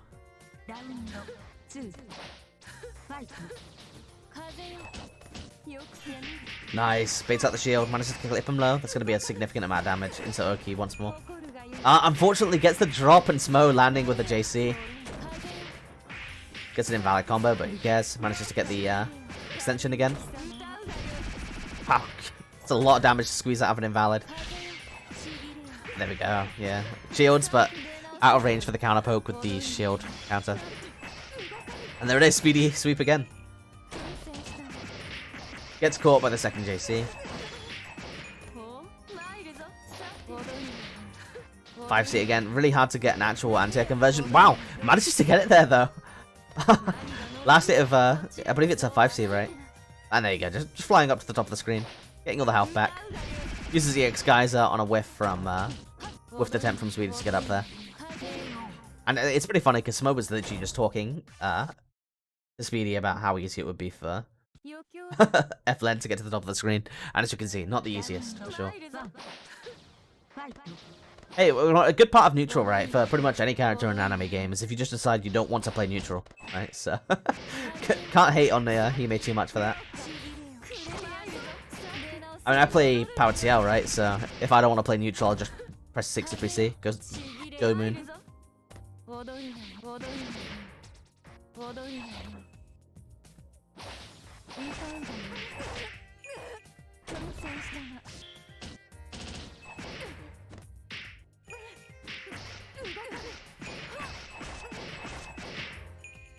I mean, I think a lot of people want Hime. I think people definitely wanted Hime more than they wanted Neko Arc, at least. Like, let's be honest, Riona.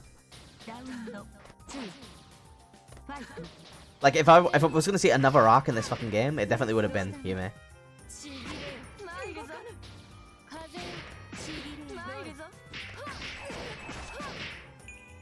Alright, Speedy starting off pretty well this time. Unfortunately, doesn't manage to get the OTG. And, no, not the kind of player where you can just whiff.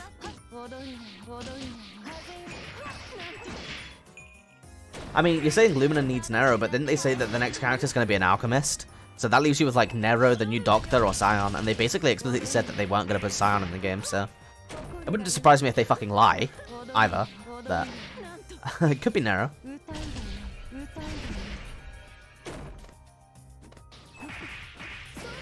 I believe so, yeah, Rihanna. Wow, okay. Ephro doesn't manage to get the full conversion though. Sneak, yeah, unfortunately, Speedy. Gonna be hit with the set point. Yeah, I did say about Sion, but they did explicitly say that Sion wasn't gonna be in the game. But it really wouldn't surprise me if they just fucking lied. So maybe it's Sion. Hopefully it's not just another Fate character though, because there's a bunch of alchemists from Fate. They said it's gonna be an alchemist, and then later on they said it's gonna be a character that people aren't expecting.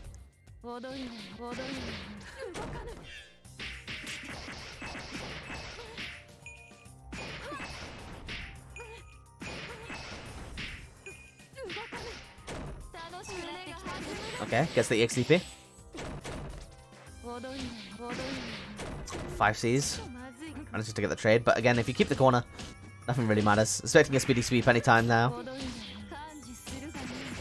Gets caught by the 2-2C. Manages to find his way out of the corner though. One more decent hitting, that could be it. Doesn't get the tech trap, and the 6-3B off the border roll is enough for Smo to end this one 3-0.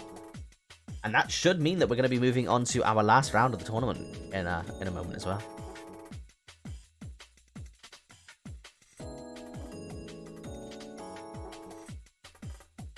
Alright, so we don't have anything waiting, just waiting for the challenge to stop being a little bit slow, give us our 5th round. And then, yeah, we'll get our final stream matches up. And then, yeah, it should have been a relatively smooth event. You know, there are a few issues. Obviously, having no co-commentary, you know, not ideal. But ultimately, had a lot of fun. And honestly, like, it's been kind of cozy, you know? Mostly just the players playing in the chat, but getting to hang out with the MBAACC crew again, quite nice. And I'm definitely down to run this, like, more frequently. We have Mix versus Hemi that still needs to finish up. But once they do, we'll have our 5th round. I'll let you guys vote on which matches you want to see on stream next. Pretty sure that one of the players that we're going to see is for sure... what was that name? It was Knight, right? Knight was taken.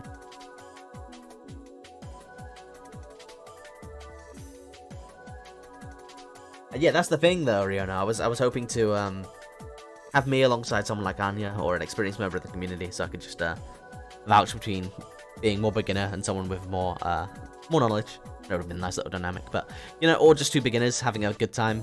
But obviously, the predominantly like this event was supposed to be like trying to get a lot of new people into MBAACC, and whilst there are a few new people who have signed up to the bracket, it's mostly just the active LFG Europe members who are in this bracket at the moment. So I was originally going to have like 2 beginner players on commentary, so that we could just, you know, ask questions and basically vibe out with a cool game, discovering it and showing it to someone new. But obviously, if we've got more experienced players, it'd be good to get an experienced commentator on. Yeah, it's a good time. Wouldn't mind doing this again in the future. If I do it again in the future, I might participate as well. But at the same time, I hate participating in my own events because it feels like, you know, I'm putting the experience of the rest of the attendees and the people watching behind my own play. Which obviously I'm not keen on doing. I want to give everyone the best experience that I can, which is obviously why I'm apologizing for a few of the technical difficulties earlier, but it's fine. This event largely was quite a lot of fun, so hopefully I'll just put something like this on again, but specifically just for MBAACC. I haven't got time to organize the polls and stuff for random games and the logistics for random games at this point. So I'm just gonna think about putting on some more MBAACC events and playing some MBAACC. So if anyone wants sets this week, hit me up after dust off one of my CL or Powered CL.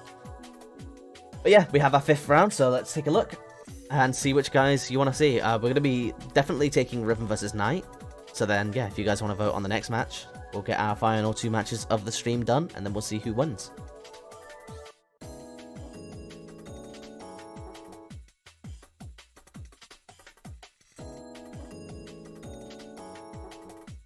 And that's the thing as well, yeah, if I ran this over an Elios tournament, that was a big mistake, but obviously I had this planned for quite a while. It was just an off chance that the first event was going to be MBAACC. Obviously, I was kind of expecting it to be like VSAV, honestly, because there was quite a lot of VSAV interest in the server, but yeah, no, MBAACC completely stole it, so this is going to be like a one-time off. So every game only gets one chance at Swiss Sundays, really. But yeah, because of the changes to my circumstances, it's probably better if I just run an event on a Monday or Tuesday. So happy to just put on some MBAACC brackets.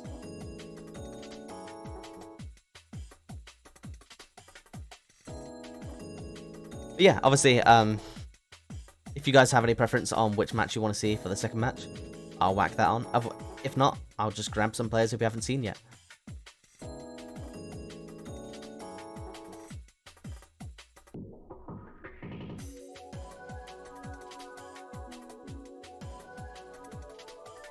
You want Momo again? I could do Momo again. Who's Momo playing versus?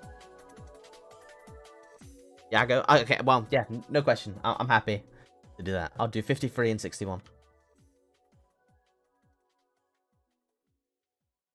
We got going on? Another matchmaking ping.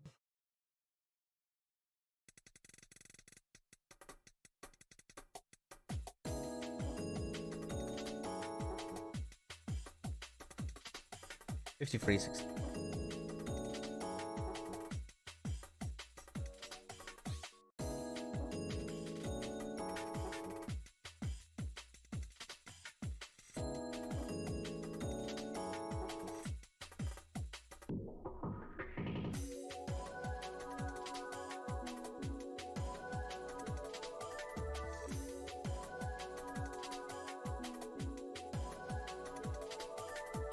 So our first match is going to be Magamo versus Magamoe. I honestly don't know how to pronounce half of these people's names. Versus Yago. Obviously it differs on like the bracket and in Discord and whatnot. Magamoe or like Magemoe makes sense, or Momo. Any of these are fine.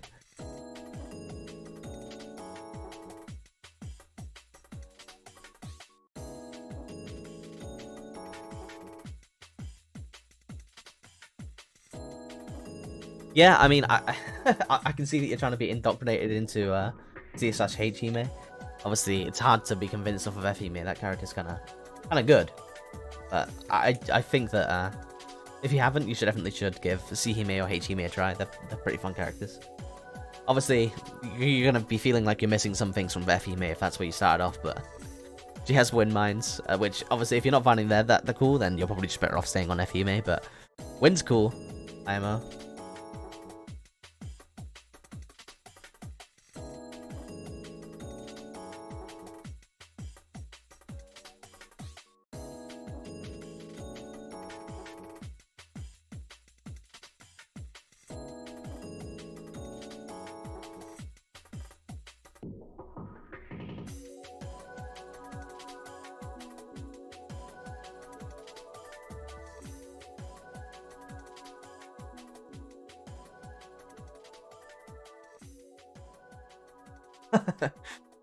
Yeah, Batista complaining. I think that's fair enough.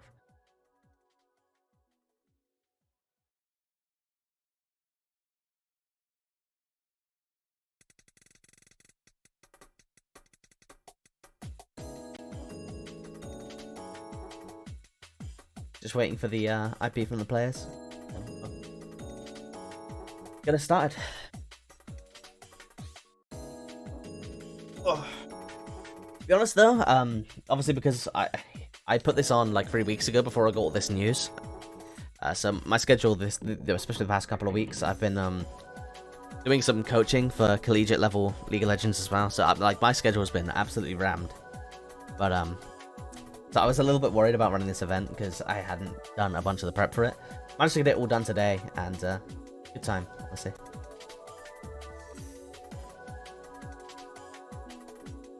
Like I was considering like if there was especially with the people dropping out of commentary, I was considering potentially not streaming it, but I'm obviously very glad that I did because very good time.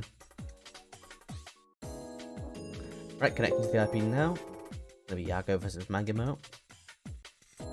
Have to switch the teams. Alright, and let's get this one started. I'm gonna just wait until it syncs up, and then I'll let them know.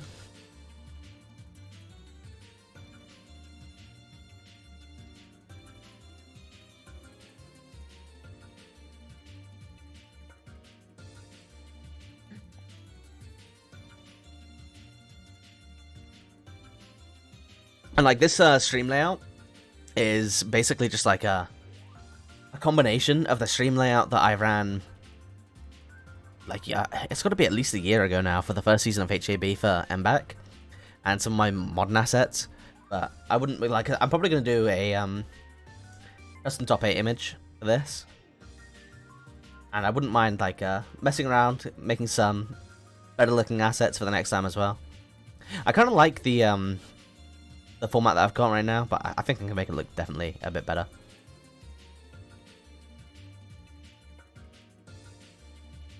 No Rise Life? I mean, you're not going to see much Rise Life, especially in a year. Like, we have a couple of players, historically, who played a bit of Rise Life, but mostly F-Rise. I think the last tournament that I was playing, or the last tournament that I was watching, had Rise Life in it.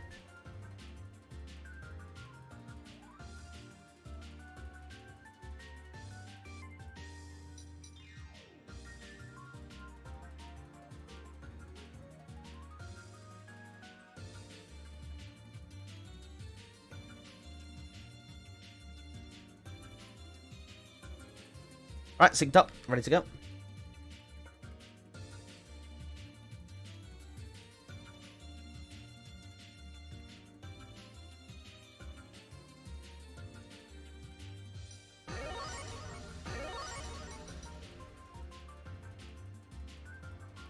And again, we're going to be seeing the FCL. I'm assuming we're going to be seeing Yume on the other side.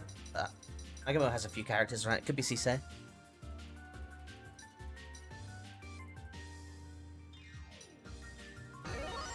Oh, okay. H-Arc. Alright. I mean, you can't be too mad. It's kind of like Hime. They're both Arcoid. And H-Arc's kind of cool, honestly. I haven't played against that much of her, for obvious reasons. So, okay, we're going to see the Flicker. Flicker loops. Okay. And then, yeah, just doing the dash up media. Okay. E-Flicker, go for the OTG string. Okay, nice. Good stuff.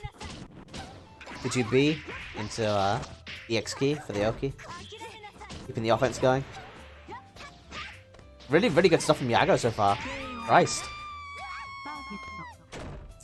And what are you on about? The glow up that Arc had was incredible. MBAACC is so much cooler than MBTL Arc, especially after the last patch.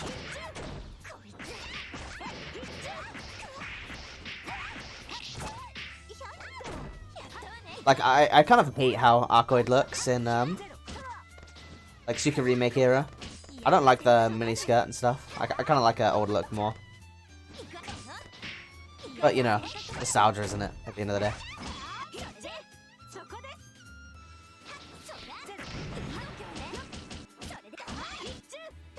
And yeah, like, new walk design is much cooler, obviously. Like, pretty much all of the vampires, look a little bit whack in old Tsukihime.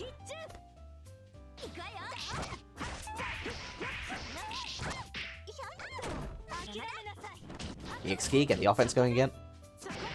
236A, no counter hit.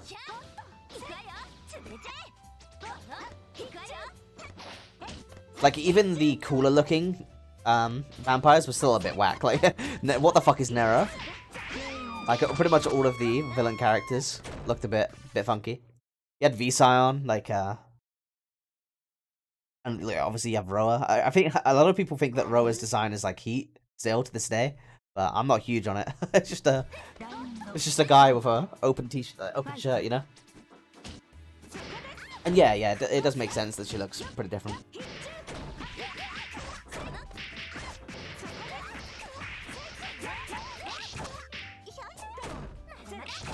Obviously, it's hard to like Roa when you play against, I used to play against Maka, who played, like, a ton of, H-Roa. And then, I played against Padu for a bit whilst he was, when we first started playing. One of the characters he was checking out relatively early was C-Roa. But, it's nothing compared to some of the C-Roas that I've seen since then. Like, yeah, the character's terrifying.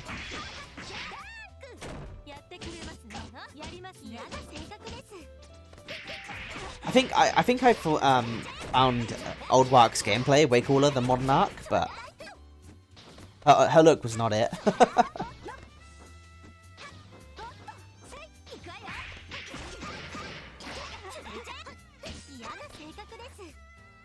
Oh my god, the patience. CL living with a smidgen of health. Doesn't get the conversion, unfortunately, dashed a little bit too deep. And there we're getting a... Gonna see Magamo picking up with a round. I like to see that everyone in the chat has taste though. Most people other than Rek preferring old Ark's look. New Ark's like too breezy, you know? It's too breezy for like a 1,000-year-old vampire. It just doesn't really fit for me, Imo.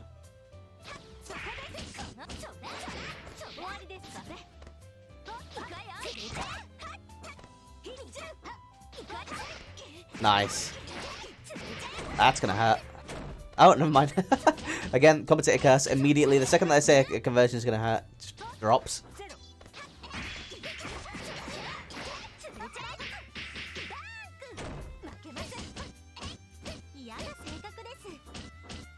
Good pressure so far. Obviously, getting out after the elbow. But CL, again, pretty close to Heat, at least, to be able to get some of the red health back, but still not that much HP. This is going to hurt, though. If they get the full conversion into the EX key, yeah, we're going to see it. It's pretty interesting that, instead of going for air throw into EX key for Oki, he's just ending with EX key. Slightly worse knockdown, but you get more damage. Oh, and ends up not mattering. That's Magamo closing it out anyway. 1-1. Yeah, it could be a play. Like, again, it's just a personal preference probably at the end of the day. Like, different habits. Nice. Solid damage. Again, keeping him in check with the 63A. Making sure that this can't get out for free.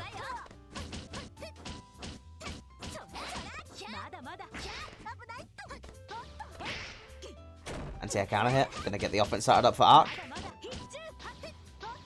Manages to find his way out of the corner though. Unfortunately, doesn't get the conversion off of the 5B. And now with Heat, probably gonna go straight into Arc Drive, right? Nope, just going for the full combo.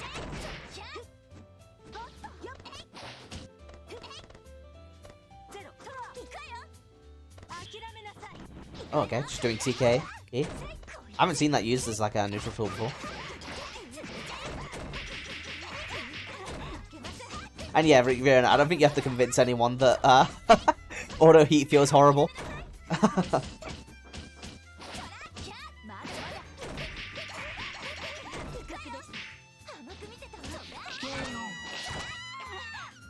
Arc managing to close out the round though, getting EP to close it.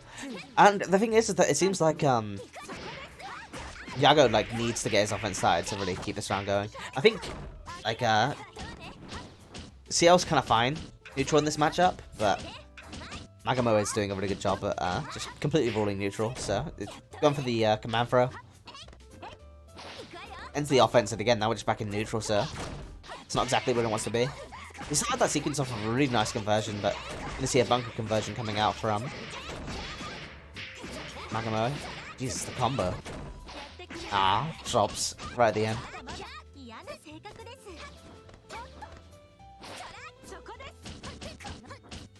Yeah, the diagonal keys are low, but specifically only the EX one. It like the projectiles are low, and then the explosion afterwards is a mid, but it's like plus 1,000,000.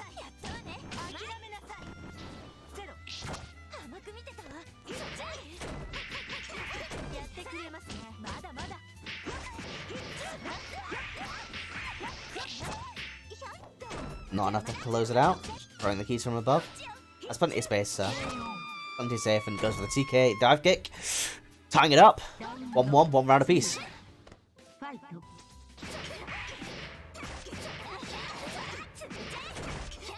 Oh, unfortunately, so many of these combos are dropping. They're so close to finishing off, though. They look kind of cool.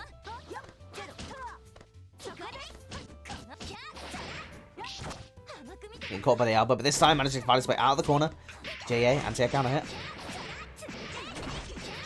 And again, almost getting the full screen corner carry. Close. I'm not sure if that was like a Oki setup or if it was just drop combo.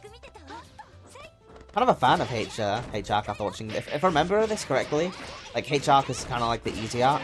Because F-Arc and C-Arc have some pretty hard stuff.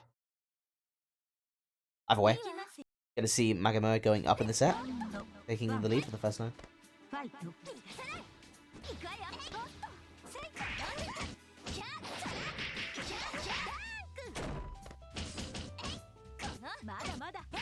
Look at that. Go for the staggers with the 5C. gonna get relatively punished for it, but yeah, CL really doesn't get anything from Ephra midstream. EX key for the, yeah, I kind of get it, I guess. You get a little bit more damage. It's interesting. I might have to look into that the next time I play FCL, which I think is probably the character that I'm going to play when I come back. 2-2C gets blocked. Gonna be a big punish. Obviously, no heat for either player at this point. We're quite a while away for Yago to be able to get the heat for some of the HP back. Used to initiate heat in the ID string earlier. That should be it, right? Yeah, no drop. Agamo is that point.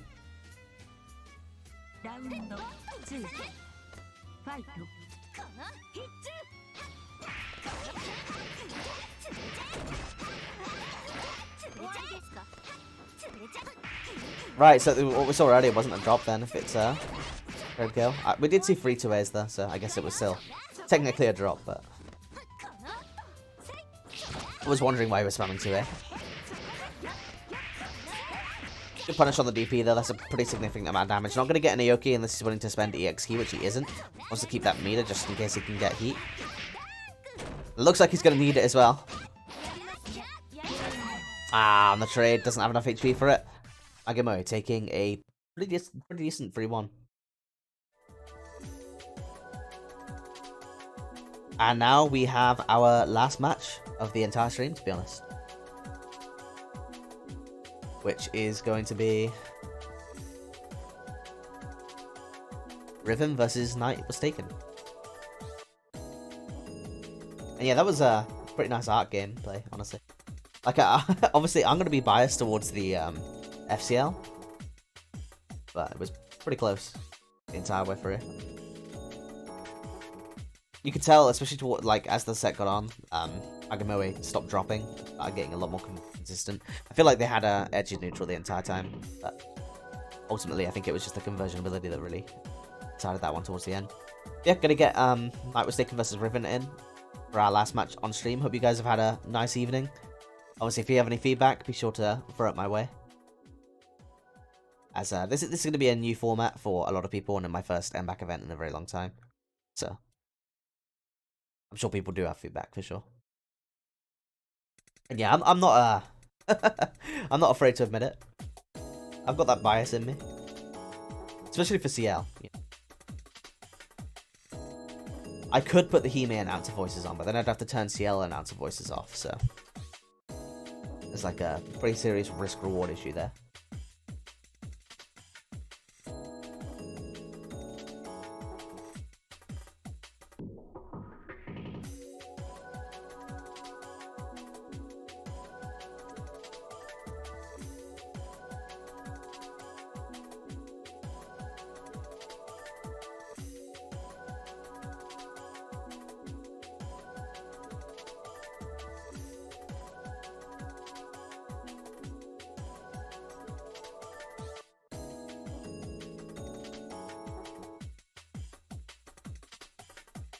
Yeah, so essentially, if there are less players, I'll run more rounds. But if there are more players, I'll run less rounds. I think I want to keep it generally for stream match. You know, with regards to stream matches, I probably want to keep it about 10 matches. So probably the event's about 2 hours to 2.5 hours long, depending on how long the matches go. So yeah, generally I'll keep it around that length. So if there's less players, and that means that I can run more rounds essentially. And yeah, for those of you that are finishing up, obviously, there's only a few matches left to go until round 5 is concluded and the winners are announced. I don't have a match arena or anything set up for this event, but if I do these in the future, or if I end up running like a weekly or bi-weekly just regular double elimination bracket for MBAACC, if that's something that you guys don't have going on at the moment, then yeah, could look into doing that for sure, and having an actual prize pool behind them. But failing that, obviously, I'm more than happy to just put on some Swiss events like this, if not, you know, every week or every other week. Occasionally, just checking on how everyone's going. And one of my favourite games, obviously.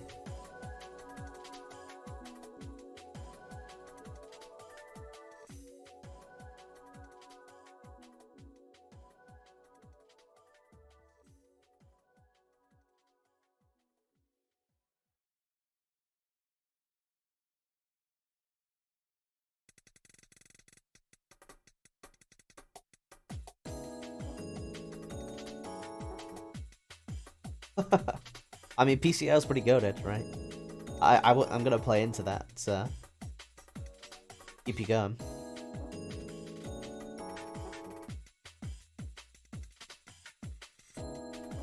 She's not a development mistake. Stop being a hater. You're sick.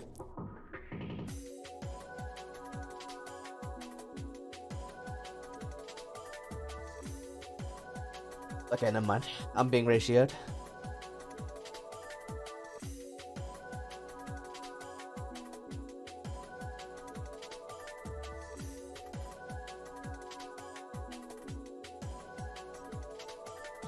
I mean, if anything, I think that, like, F has stupid neutral, which is the one thing that the others don't really have. But, it's not, like, amazing neutral, but it's definitely stupid. But, I think H and C are kind of funny as well. Like, especially H, PCL. She's kind of weak because of, obviously not having the best defense movement or neutral time. But if you get a touch, I think that HBCL, pardon, is definitely a development mistake. You get like an unseeable 50-50 based on how, you know, how many steps you walked or how much you delay it into, you know, like 2-touching the entire cast.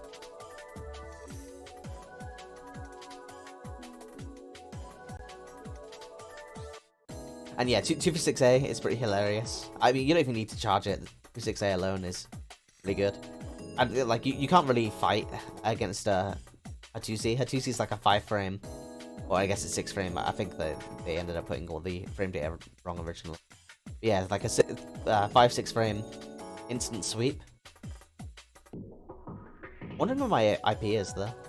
Yeah, it's like a really good sweep, and then obviously 5C completely, like, it just has no hurt box at the bottom, so you can rush all the lows.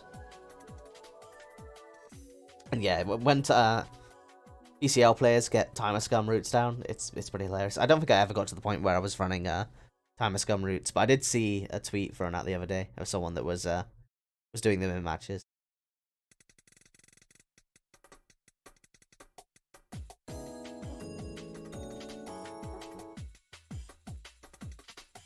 I mean, I'm still waiting for the IP. I'll just send them another real quick.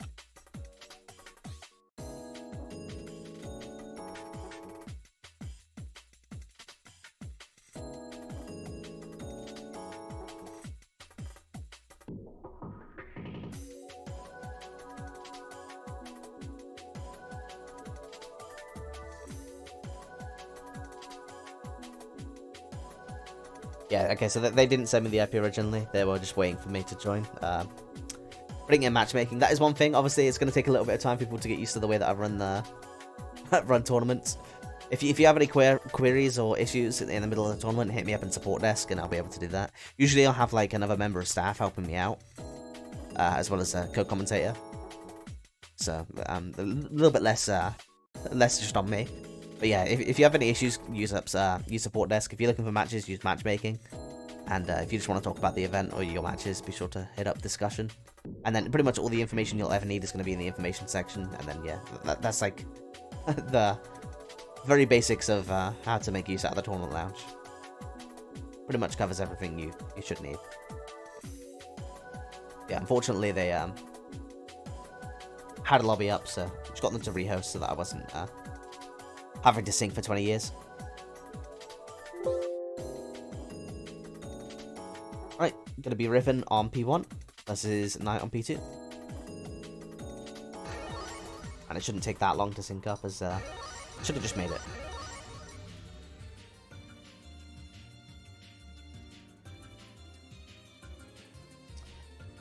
Gonna take a quick look at Twitch, see if there's anyone that's an easy host when this match is over.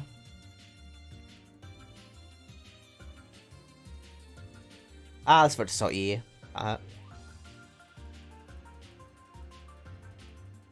Oh, we got Elias? Yeah, I'll throw it to Elias then, for sure.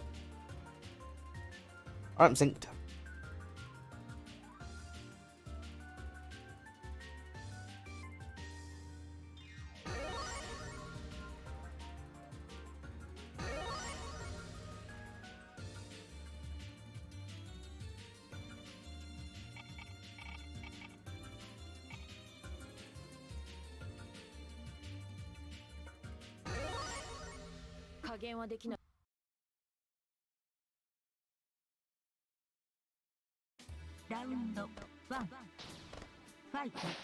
I don't think it's like an Elios solo date thing. If you run an event on Sunday, you know, it's probably going to collide with something. And obviously, I think Elios does regularly scheduled events, so it's all good. Soon I'm going to be running a very unique slot of Monday or Tuesdays for my events, so not many people are going to be contesting those for sure.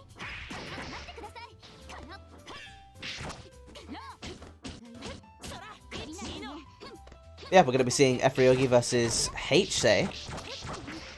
I haven't seen much H-Say, like, ever, actually.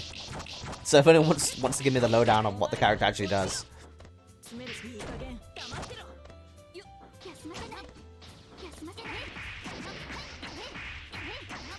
So far it just looks like Seifuku.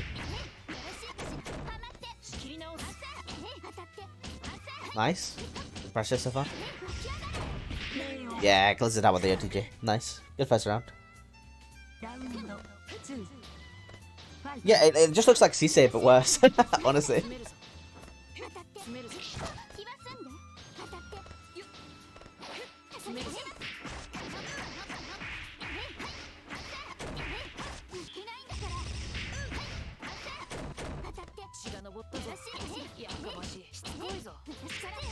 Really good pressure so far. Gets the command throw as well. We take it back to mid-screen. Oh, is it going to do Sisei things and take him all the way to the corner? It's an invalid combo, but doesn't matter. All the way to the corner we go. Uses the EX to get out that corner though. 2k damage is not very much on from Efryogi. Doesn't have the knife either. Gonna be kind of struggle right now. Nice. Backdash was out of the way of it. Now this is definitely going to take him to the corner, and then we're probably going to see if this doesn't kill, because obviously Sisei probably would have killed there, but yeah, goes to the command throw. 1-0.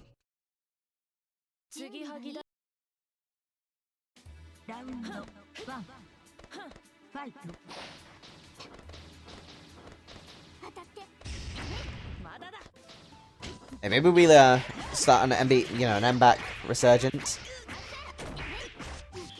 If we all put on events and turn up to events and start shilling, I'm sure we can get a pretty healthy MBAACC tournament community going.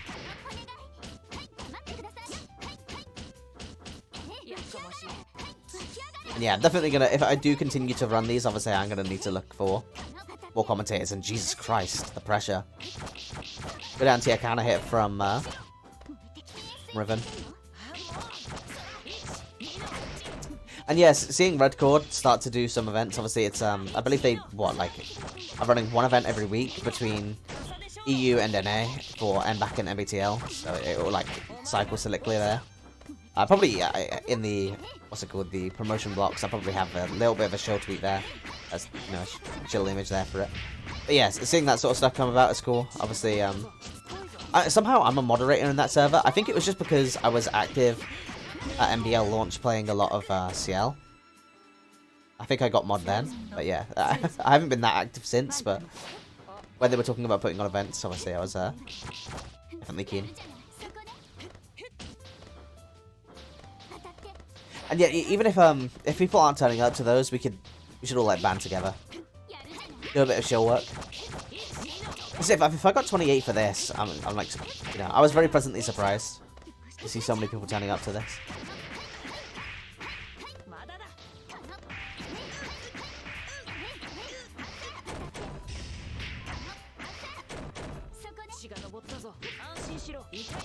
Gets a take for it. Wow, beat you too soon. Next to no damage still though. Efryogi's kind of suffering. Manages to bait out the... Wow, okay. That is a huge scramble. Aki had one touch away from dead. Goes for the arc drive. Nothing you can do there.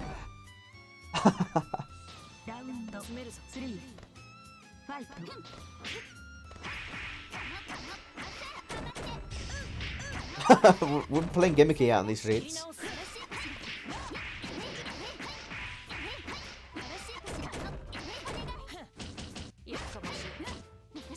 Again, just the pressure though. Beautiful press this time though. Riven finding a way out. Not picking up the knife or completing the combo, unfortunate. This is going to be a struggle again now. Regular throw into the ribbon for Oki. Pillar pardon. And the conversion, air throw. Doesn't land on the knife. I think if he did air throw in the air, would have landed on it, but managing to maintain the corner this way. Doesn't seem to worry about the knife too much, but doesn't end up mattering as Knight, you know, looking really solid so far on this HC. Again, HC is so weird looking to me. It looks like Cisse, but instead of going for like pillar pressure and stuff, we're seeing a lot more like, you know, basic pressure. Seeing a lot of use out of the command throw as well.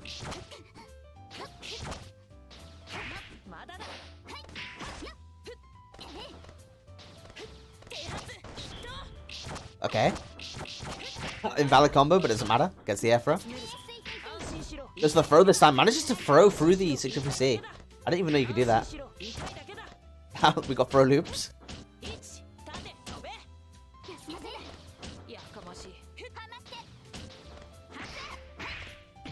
Ooh, a bit chunky. And yeah, for those of you that are interested, how are you guys finding Street Fighter 6? Yeah, definitely chunky netcode moment.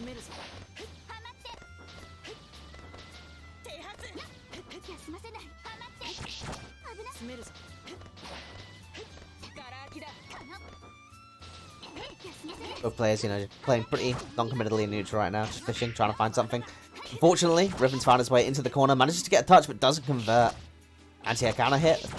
Timer's getting really close to timing down as well. Never mind, using the EX is going to be enough to kill.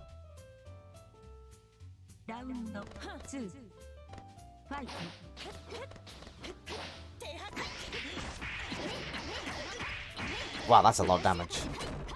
Doesn't manage to finish the conversion, but gets a command for it anyway. Resets with the overhead, gets a counter hit. And again, ton of damage. Oh my lord, the combo wasn't even over. Anti-air counter hit, is that going to be it? Unfortunately not, again, go for the combo moment, managing to find another drop. And there we go, set point. Knight looking really, really solid so far.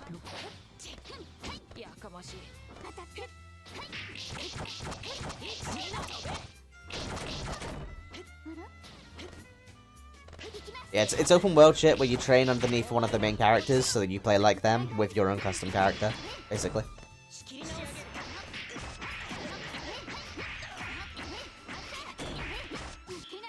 Oh, okay. That's a cool combo. And it does so much damage. Doesn't manage to finish off, but gold throw.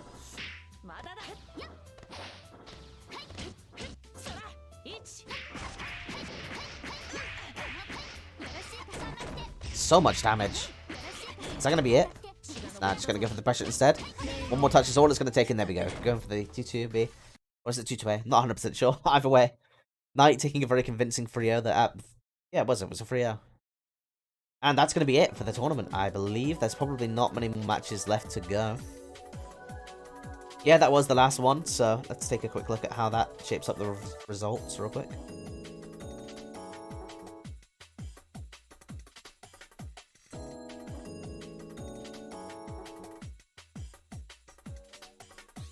Alright, so the final results end up being Smo taking the first place, then Speedy, then Blob.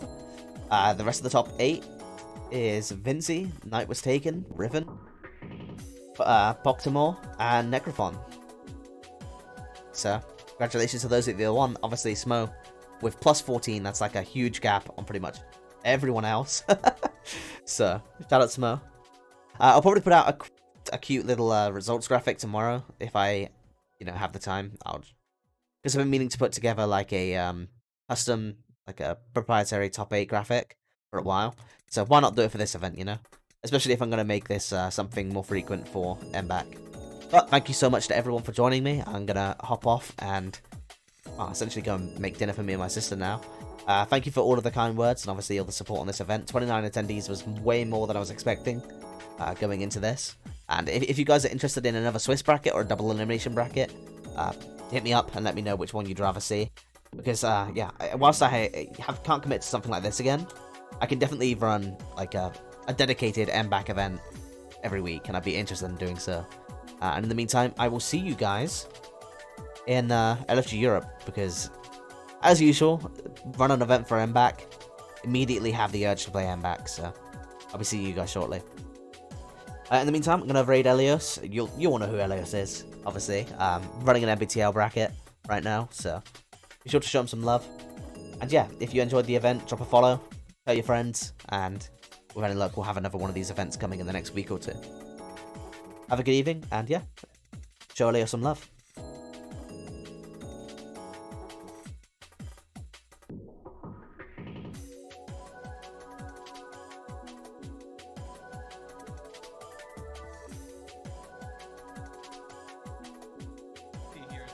Yeah, there you go. I knew it.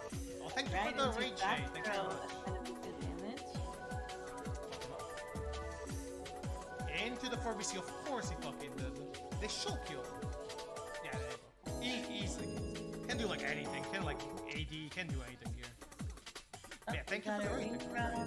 ACC market. I guess it's over. Yeah, she'll be fine. We're close. Close to the end. Close to the end, kind of. It's gonna take a bit. Okay, I can shoot.